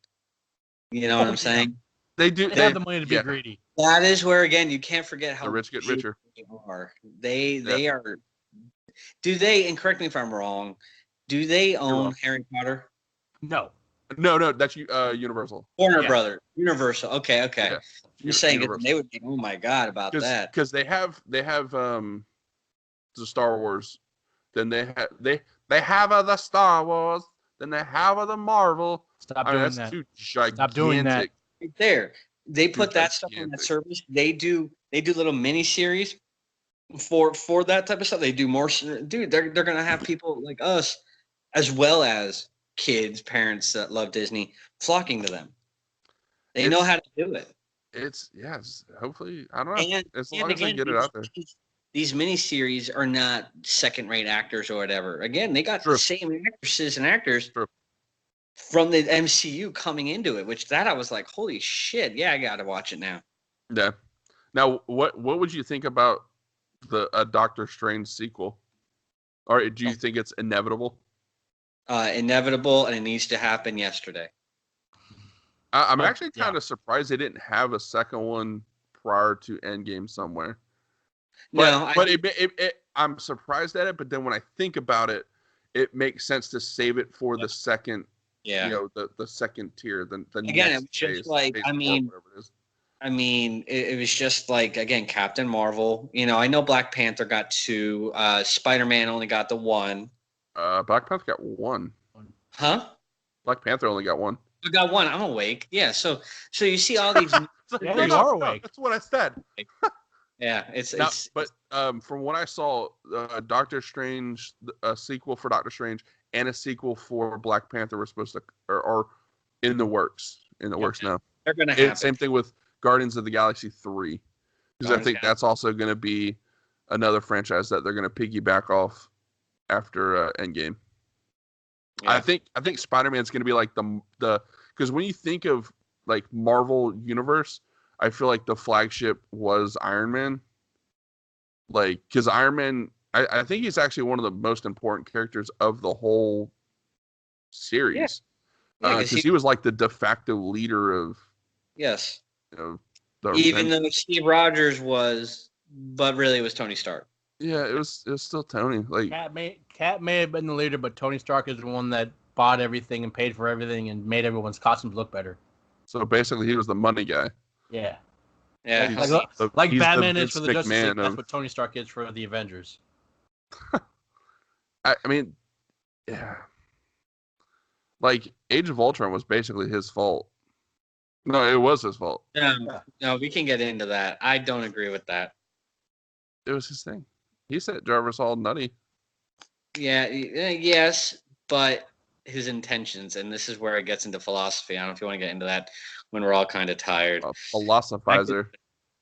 It's not a suit of armor around the world. And look, and I like how they brought that back into the fucking Endgame. Yeah. He said that. He said, I wanted to do that. I wanted to build a suit of armor to stop this type of stuff. And look what you guys, So, again, that's where it goes. Do you stop evil before it happens at the cost of some freedom? Or you let evil happen and then fix it? I don't know. That Ultron dude seemed pretty shitty. But you're right. And in the end, was it bad? Yes. But if he didn't try, how would you know if it wouldn't have worked? Unless you read the comic books. Because it was the name of. And they don't have the comic books in the MCU. Yeah, they don't. Other future. But you see what I'm saying. Deadpool would know. Don't do that. It's bad. I've seen this shit. It's not good. So I don't know. I would definitely say that Marvel has been hands down. They've played it perfectly, and DC was always playing catch up. It just not man. Completely agree.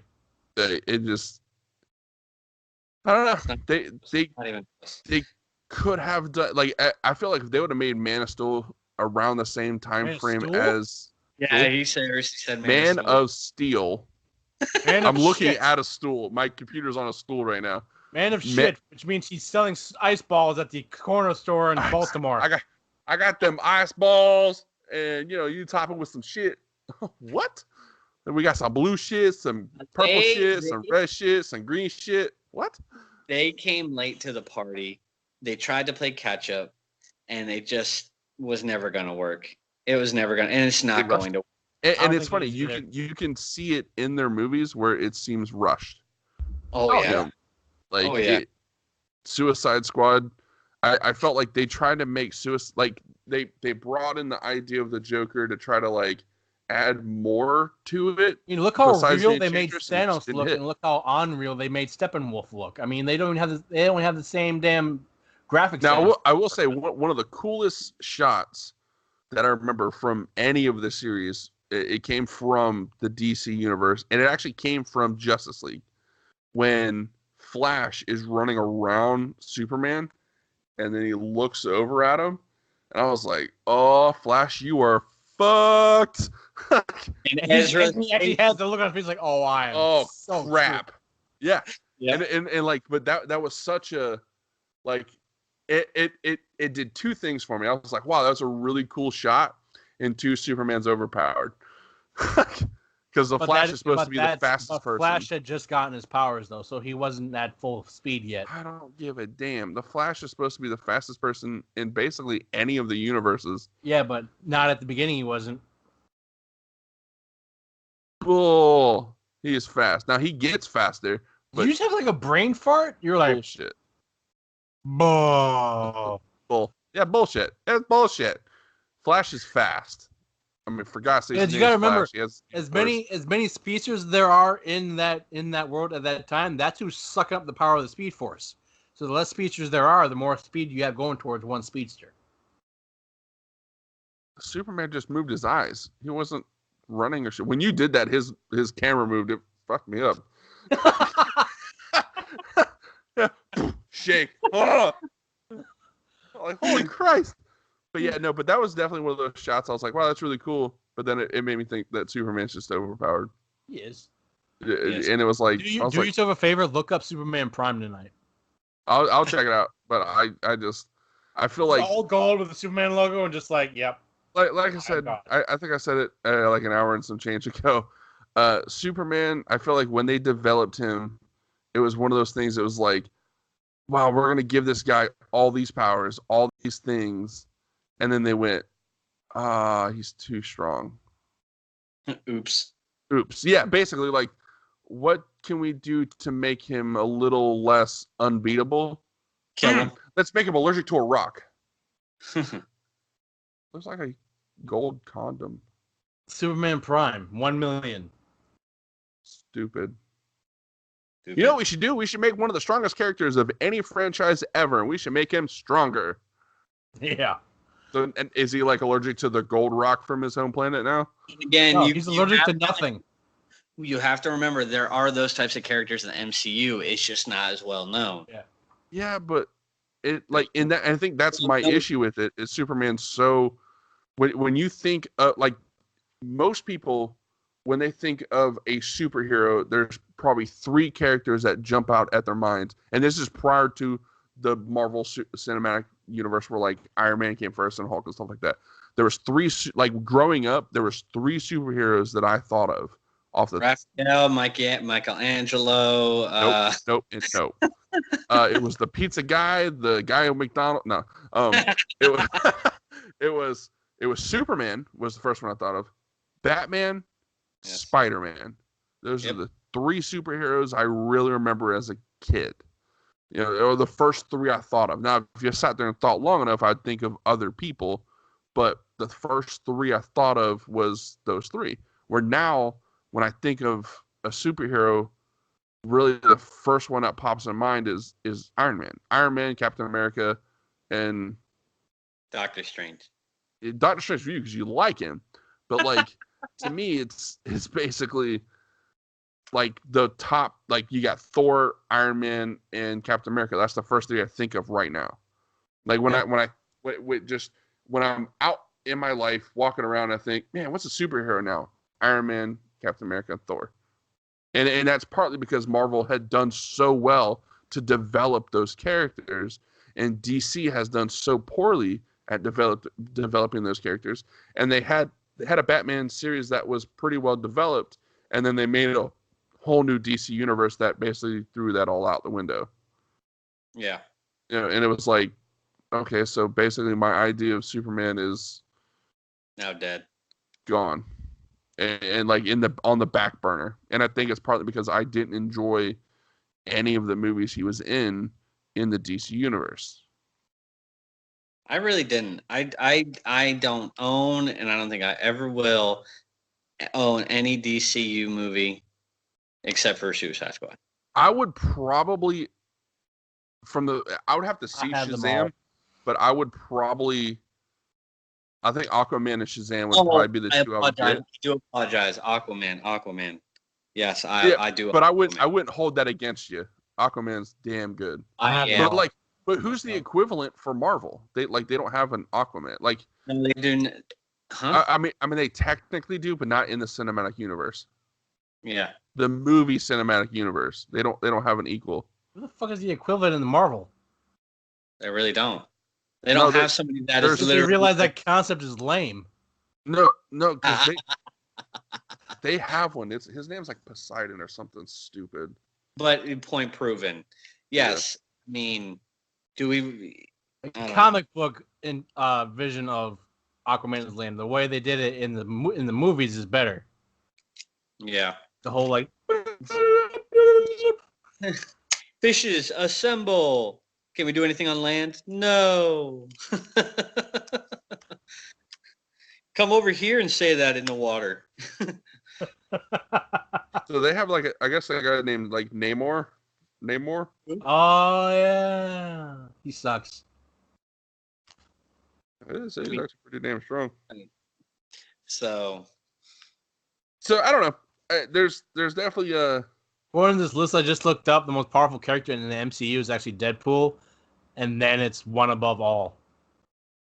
No, don't look at that. I know the list you're talking about. No, Deadpool is not the most powerful. I don't know, because he can't die.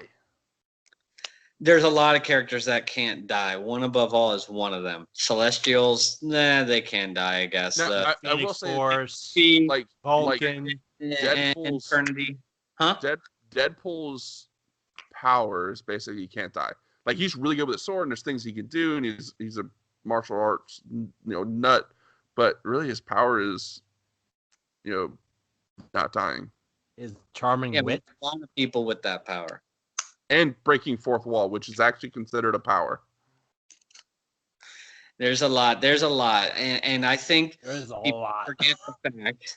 People forget the fact that Superman can't die. But there's people that can change that reality and say, "Fine, you can't die, but you're a snail." Huh? Yeah. You got him.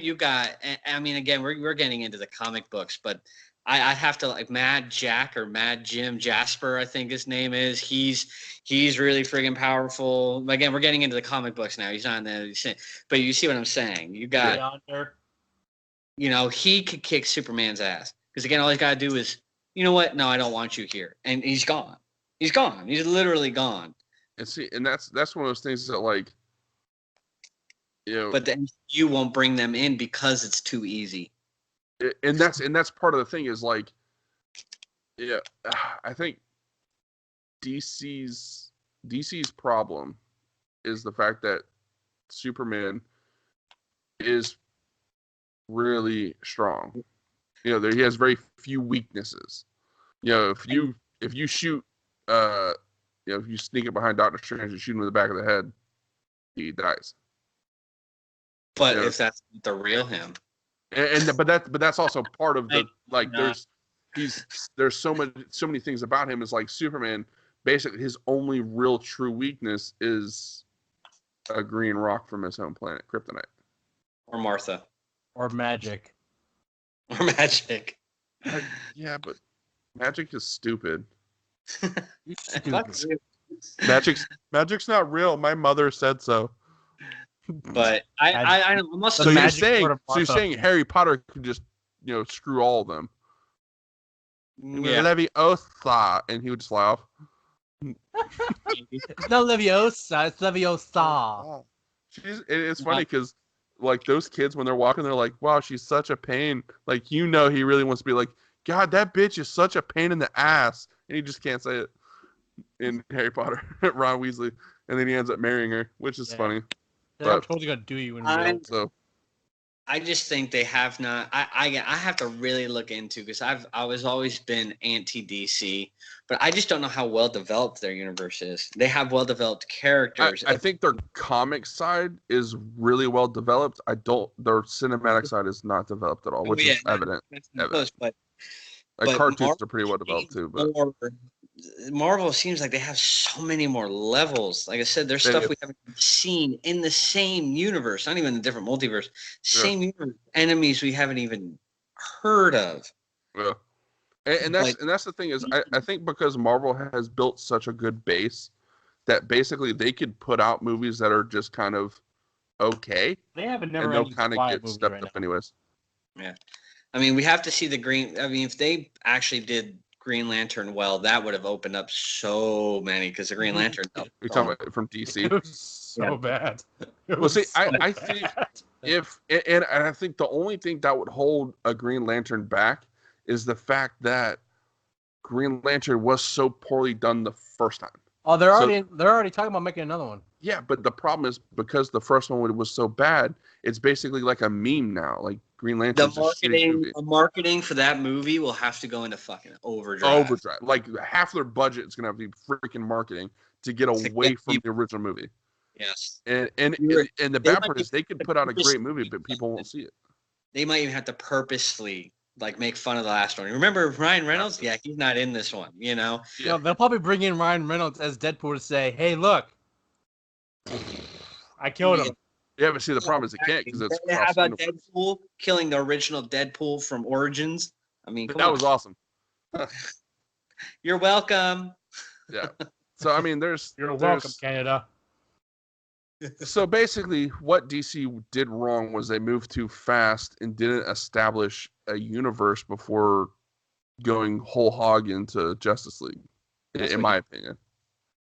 And they're trying to play catch up to Marvel, who was already 10 steps ahead. I mean that's sort of the gist I got from the 2 hours. Actually, technically, I think they were like 15 steps ahead because I think they were like at 15 movies by the time they came out. No. I think Marvel's already at the damn finish line. They're just waiting for DC to maybe come a little closer and just to put their toe and go, yeah, I've been waiting. But see, I think it would actually be, and this kind of goes back to it's a wrestling reference from like the 90s when WCW and WWF. You fucking nerd.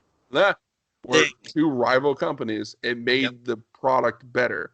If Marvel had to battle DC for viewers, it would make Marvel even better because they have, I feel, better writers, better staff, better directors, better actors, better all the way through. Better.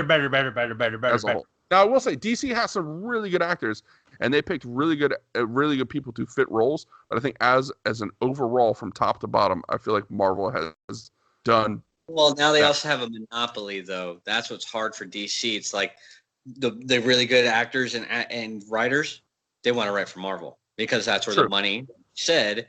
That's where talent follows money. It is so hard. That's what I'm saying. They're already at the finish line, man. Like I cannot see a world where all of a sudden somehow DCU becomes equal. If Zack Snyder goes to work for Marvel, then Marvel will start to suck. Well, see, I think if but no, they already have. Even with him doing it, they already have their base. They already have their movie. That's true. It's done. And Snyder, see, the problem is Snyder messed up something that hadn't existed yet in the world that they were setting up. Marvel has an established world. The next Marvel movie, and they would still do well. But it's one of those things that, like, I think if DC sticks with Leonidas as a Marvel superhero, they'll be okay. I mean, he did kick a dude in a hole. It's a very much a Thanos move. I'm just saying. It's like getting late. I'm gonna start saying dumb shit here pretty soon. We're almost done. But I think if DC, and I think I said this before, if DC sticks to the solo movies for a while, build that trust back up, because with Aquaman they did it, with Shazam they seemingly done it.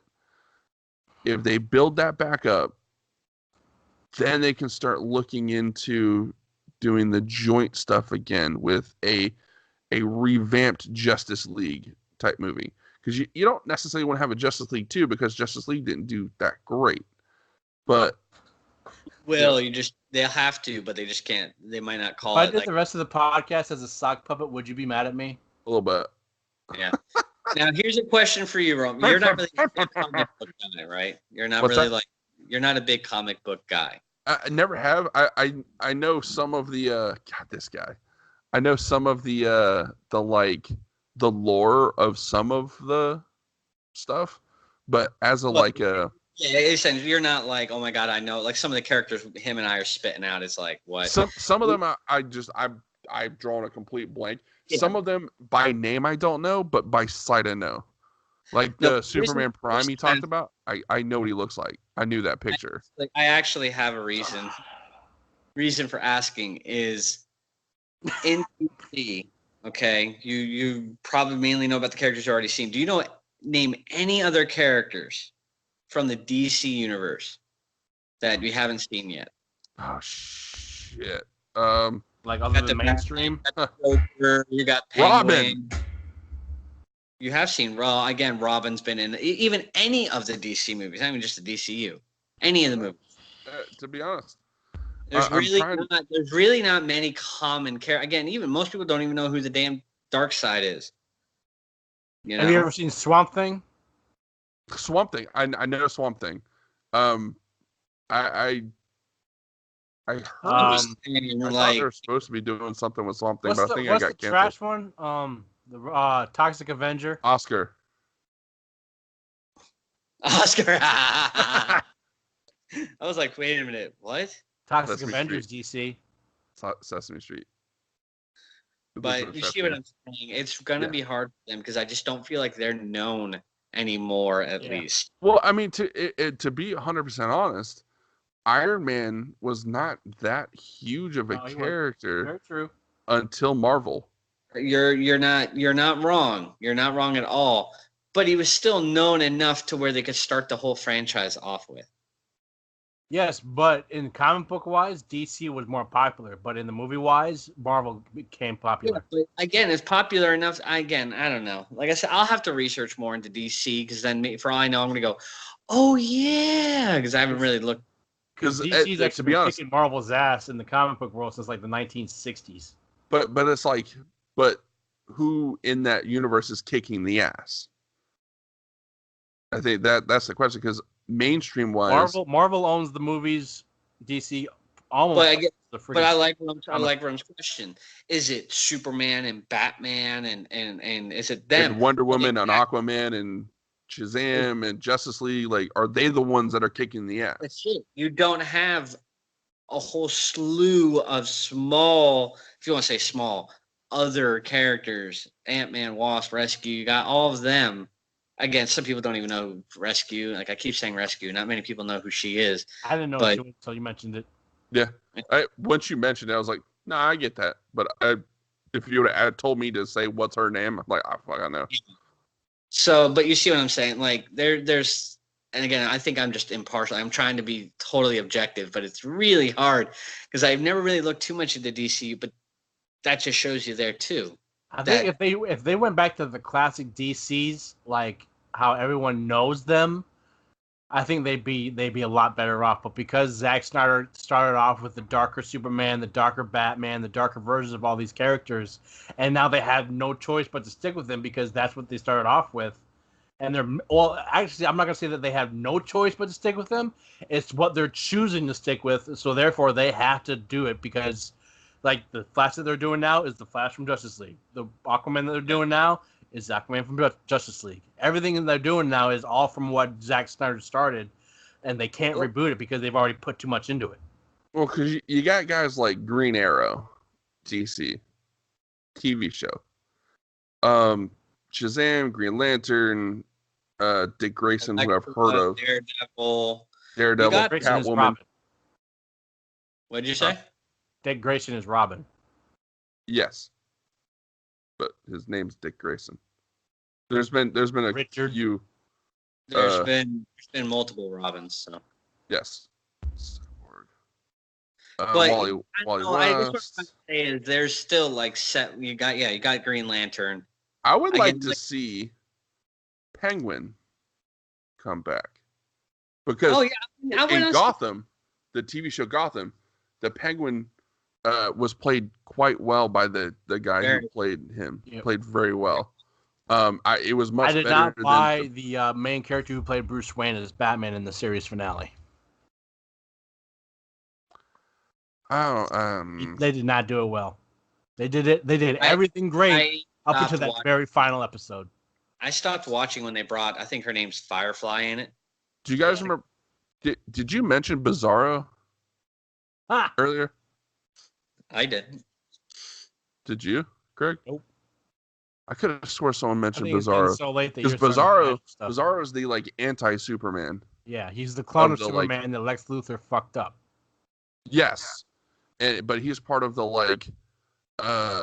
League of Bad Dudes or whatever the hell it's called. Agent of Doom. Yes, them. And like you got Sinestro, who was in Green Lantern. He's the Yellow Lantern. He's the yellow one. Yes, but he's the bad guy. Dickhead. The Sinestro Corps. And so the Green Lantern, like if they got that franchise, that's a franchise in its own. They could turn that. They could do if they did somehow redo, and they're going to try. They could. There's so many different color cores out there. Yeah. Like, I mean, friggin', let's go to the Black Core, man. I'm looking at a list of classic characters from DC. Oh yeah, dude, Red Core all the way. There's like Batwoman and Ra's al Ghul, Doomsday, Two-Face, Bizarro, Sinestro, Firestorm, Flash, Batgirl, Atom, Riddler. Adam Strange? No, Atom. Just Atom. Oh, yeah, the Atom, yep. Yeah, the Atom. They're doing that with Legends of Tomorrow, and that was garbage. Yeah. Yeah, Atom is their version of Ant-Man? Yeah. Yeah, I think so. Darkseid. You're an idiot. Catwoman, Black Canary. There's other people that I've heard of, but none of them are like Aquaman, Batman, Superman, Shazam, Wonder Woman, like Flash. Shazam was a damn minor league character until the movie. Yes, I think Shazam was actually he was a lot bigger in the comics back in the day. Yeah, actually, he was able to defeat Superman in one episode of Justice League too. I think because he actually held Superman down and kept calling out his name, and he just ended up whooping Superman's ass. Because it was magic. You know what his other name is besides Shazam? Black Adam. Nope. Captain Marvel. Oh yeah. Yep. Mm-hmm. Say that again. Captain Marvel. Yep, that's right. Captain Marvel, also known as Shazam. Yep. Shazam is the actual name of it, but he actually went by Captain Marvel for a long time. I think they had to change him because of Marvel. I think so. But his character, he was actually even though technically in the comics it's Marvel and fucking for Marvel. Yeah. He was actually developed. He was created in 1939. Shazam was. Huh. Thank you, Google. He is. I'm gonna call you Rugal from now on. Well, no, because there's things that like Roman and Google combined. No, Google. I don't because I don't know DC. You do that with Marvel. and you're going to find stuff that you don't see. I just feel like the universe is still a lot bigger with MCU. Oh, dude, it is. It's and like I said, like it looks like the majority of their stuff are like the big six or whatever, like Batman, Superman, Wonder Woman, Aquaman, Flash, the original Justice League, stuff like that. Exactly. And it all branches from them. You don't have all. I mean, again, you got the side characters, like you have characters like Booster Gold from DC. I mean, nobody really knows who the hell Booster Gold is. Yeah. But I will say, though, I feel like I'm trying to think of Marvel bad guys, and I feel like who do you feel like and this kind of goes away from the universe a little bit, but still kind of incorporates it. Who from both sets of movies has the best villains you can think of? Just off the top of your head. Not as a whole, character-wise. What hero has the best sets of villains? Batman. Because when you think, you got Penguin, you got Two-Face, you got Ra's al Ghul, you got the freaking Joker, who's probably one of the biggest ones of all time. I freaking love the Riddler. If you really think about it, the DC heroes are the biggest superheroes of all time. But the problem is, Marvel Universe beat them to the punch and said, "Hey, this is how we're going to do it." And they set the standard. Marvel made comic book movies profitable again. Yeah, because DC did hit it off with the 3 Batman movies first. It was because you had the first time when Batman came out and he had the nipples and people had a freaking fit over it. Back in like the 90s, they're like, he has nipples. How dare he? It's like, it's a comic book, dude. Chill out. And it's like, but I like when those movies come on, I watch them. Joel Schumacher ruined the Batman franchise. Who? They could have kept going if it hadn't been for Joel Schumacher. Well, like when you had like Arnold Schwarzenegger as Mr. Dr. Freeze or Mr. Freeze or whatever that was. Mr. White Christmas, he's Mr. Come on, Freeze. Sing, God, sing. But again, though, just think, and again, I'm coming a little with this tangent, but a little bit. Now that they're done, they were bad back then. They were. But look what we're doing. We're still talking about them, and we know the characters, and it's like almost like a meme now. But it's just like. Like with Batman, like I feel like Batman versus Superman, they went straight into that realm where they could have brought back, some of those characters. Like, the Joker's been in a lot, so I could see them kind of leaving the Joker out. But like a Two-Face, that was in the first set of 3 movies, but they could redo that guy. Same thing, like the Riddler.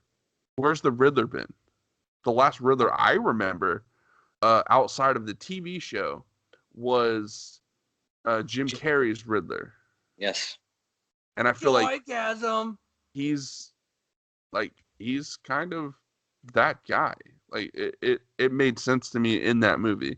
But it's like Batman, if they made another Batman, if they did the prequels of Batman, which they're obviously doing, but it's been through like 37 rewrites because they can't figure it out. But if they went in and they did Batman, I would want them to bring in someone like the Riddler who hasn't been in a movie in 20-some years. Yeah. Like, I think that would be a good character to bring in that people can go, I remember that guy. But they have to do it well. You're just saying, though, they have to do all these rewrites for one character again. No. The whole movie had to get rewrote. Not just the character. Like, I don't even know if he's in it. No. I'm talking about, like, again, in general, Batman again. Yeah. Pick another character. Oh, wait. There are no other characters. And that's the issue. And I think that's what holds DC back is, they seem to have. It's like DC has better top end guys. They only have 2. They've only tried to really make 2 DC superhero movies. Batman and Superman. That's it. But even like if you Wonder Woman hasn't existed since Linda Carter back in the 80s. Yeah, other than now. Yeah, that's it. Until now. But that's the thing is, if you look at, like I was telling Corbin, like you think about superheroes as a kid, a lot of the superheroes is basically everyone who was in Justice League. Yeah, like the cartoons that grown up, we didn't have famous Marvel cartoon characters.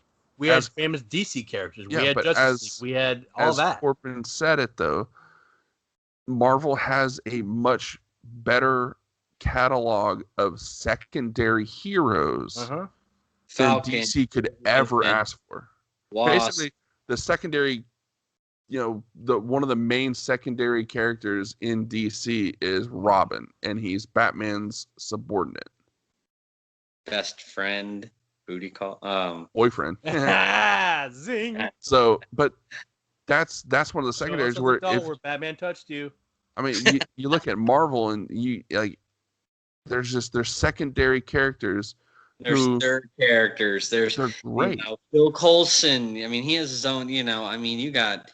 Yep. And the established universe. I mean, they have structures upon structures on who rules who and what universe does what and all of this and characters being pulled from this and why. There's a lot of whys there too that are answered. There's not a lot of I don't know. You just is, But it's and that's where I think the Marvel Cinematic Universe has outlasted and will continue to outlast DC's Cinematic Universe until basically they stop making movies. Which won't happen because they're it's a moneymaker. I mean, we just talked about Endgame making almost $3 billion. Yeah, God, that's better than Avatar. That is actually a really good argument of, and we could probably do it for a later episode of, look at the top later episode, please. Thank you. Even just like the top 5 grossing movies, just debating those movies, which one is legitimately best. Who you can argue that Endgame benefited off of 3 other films that led up to its basically inevitable. And one of those 3 movies is also on that list, is it not? Exactly. But it's also one of those things that there's a reason that both of those movies are on that list because they're damn good.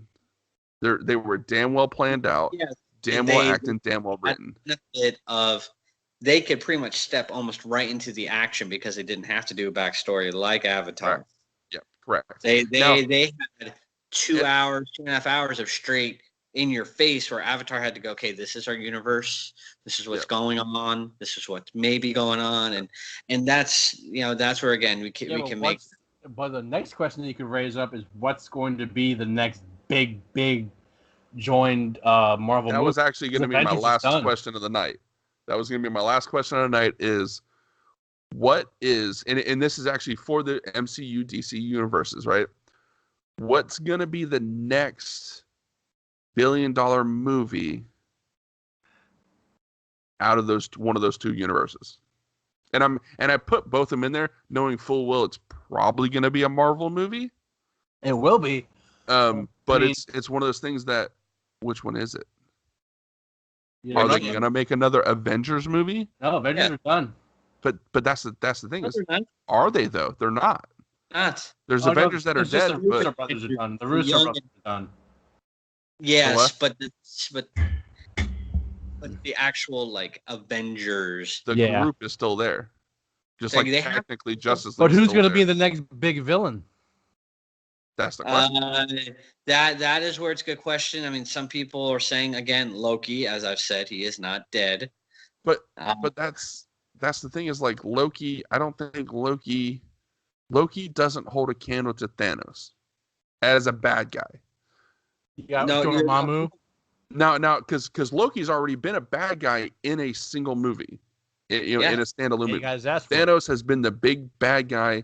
He was the big bad guy in the movie because he had Thanos backing him. Yes, agreed. That was same thing with Ronan the Accuser. That was same thing with a bunch of people.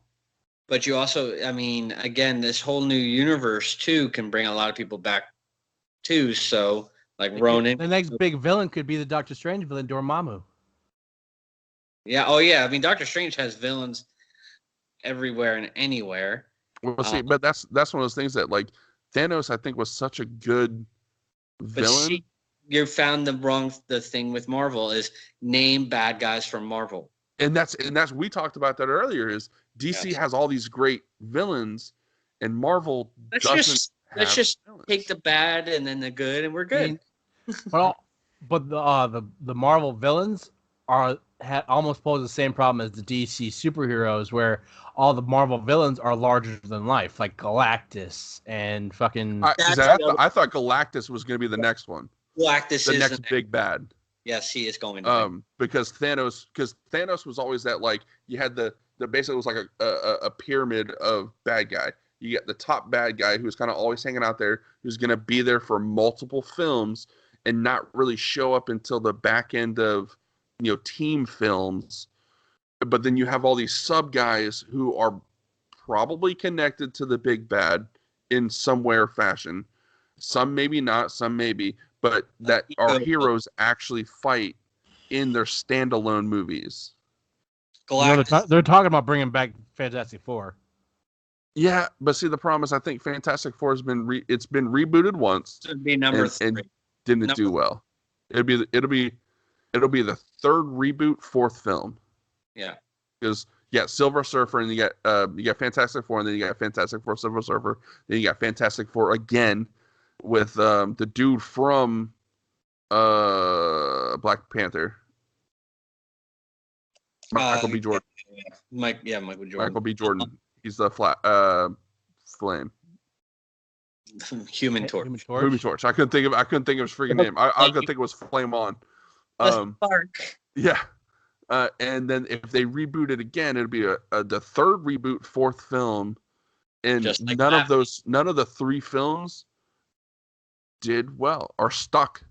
I think box office wise they did all right, but they got panned left and right by everybody. Box office wiki, just double check that. No, I'm going to tell you they made money, because I remember they were all over marketing wise. Because what comic book movies are one of those things that marketing brings in faces. If you have a lot of marketing, people will go to see the movie, which means your box office will be all right. But that doesn't mean that critics are going to go, yeah, that's a good ass movie. And if you notice, like Justice League in the first 3 weeks killed the box office, and then it went right off the cliff. Same thing with it's and you see that a lot with movies that there's a lot of hype behind them, and then when they hit the market, when people's word of mouth gets out and they go, hey, I'm going to go to the movies this weekend. What should I see? Should I go see Justice League? And they go, hell no, dude, it sucked. Go see anything else. And you'll see their tracks and numbers just fall off the freaking map. And Justice League was one of those. It did really well for a short period of time and then fell off the fucking cliff. And Marvel, not one movie has really done that. Not one movie has really had that real hot start. Because if you think back at all those movies when they first came out, did you ever hear, after about a month it being out, going, I don't see that movie?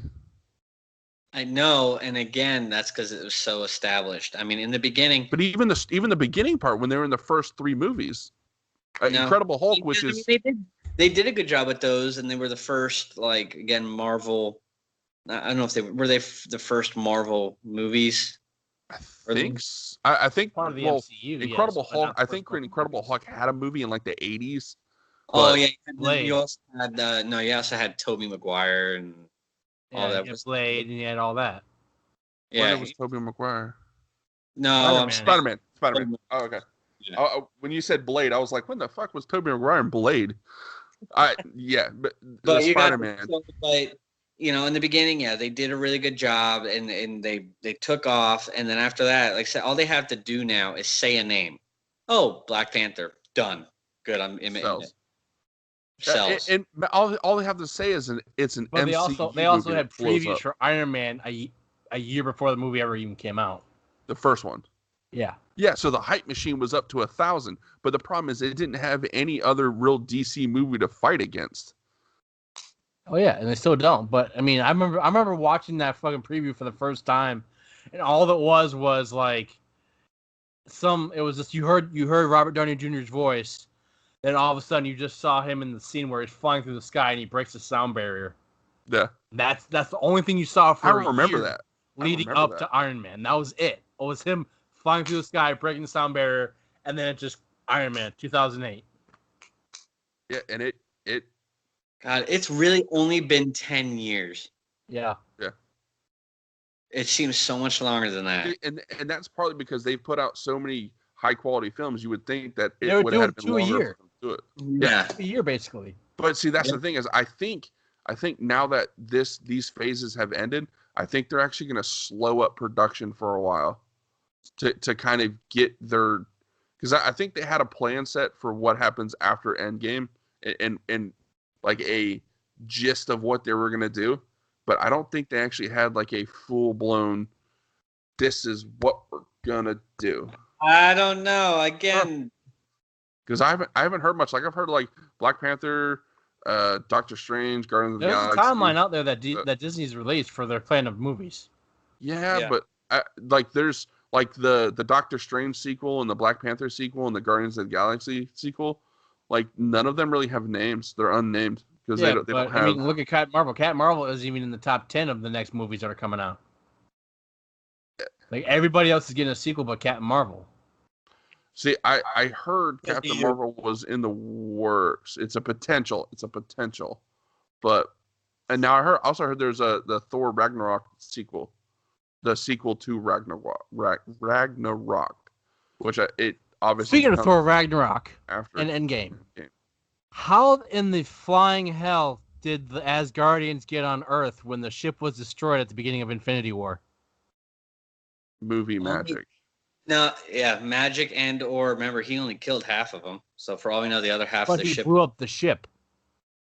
Only half the ship. I'm gonna hit you. I'm gonna fucking hit you. I mean, but it's how that that's the only really that makes like any type of real sense.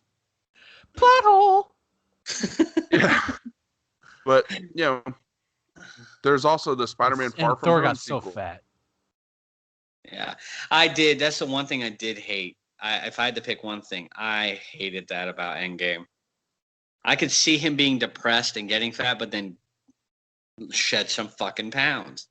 Ooh. They kept. They could have done like a montage of just like him working out or something. Lucky, But I hated that it ended with this fat tub of lard fighting. I mean, he still did really well. I mean, it's fucking Thor, but come on. I think that was not necessary. Roman's giving me a weird face. I feel like Thor's a god. He shouldn't be like that. He shouldn't be able to get fat. He's a god. He shouldn't be able to get fat. They don't get fat. He's a god. Yeah, he's a god. He shouldn't be able to get fat. Stupid. Be like, I'm fat, and you want lightning? Shock the fat away. When him and Loki are fighting, and like Black Widow tells Captain America like they're gods. He's like, my gods don't dress like that. Like, no, he's a freaking god. He's Thor. He's the god of lightning or whatever it is. But exactly. So that's the only thing. That's the only thing about that movie. Just saying. Yeah. The more if I had to pick one thing, why the fuck do that? Was there a point to that? No, not a legitimate point. But there was an awesome point when Korg and Meek were fighting and cussing out a 6-year-old on Xbox. Yeah. All right, guys. But I think this will do it for the episode at 3 hours and 42 minutes.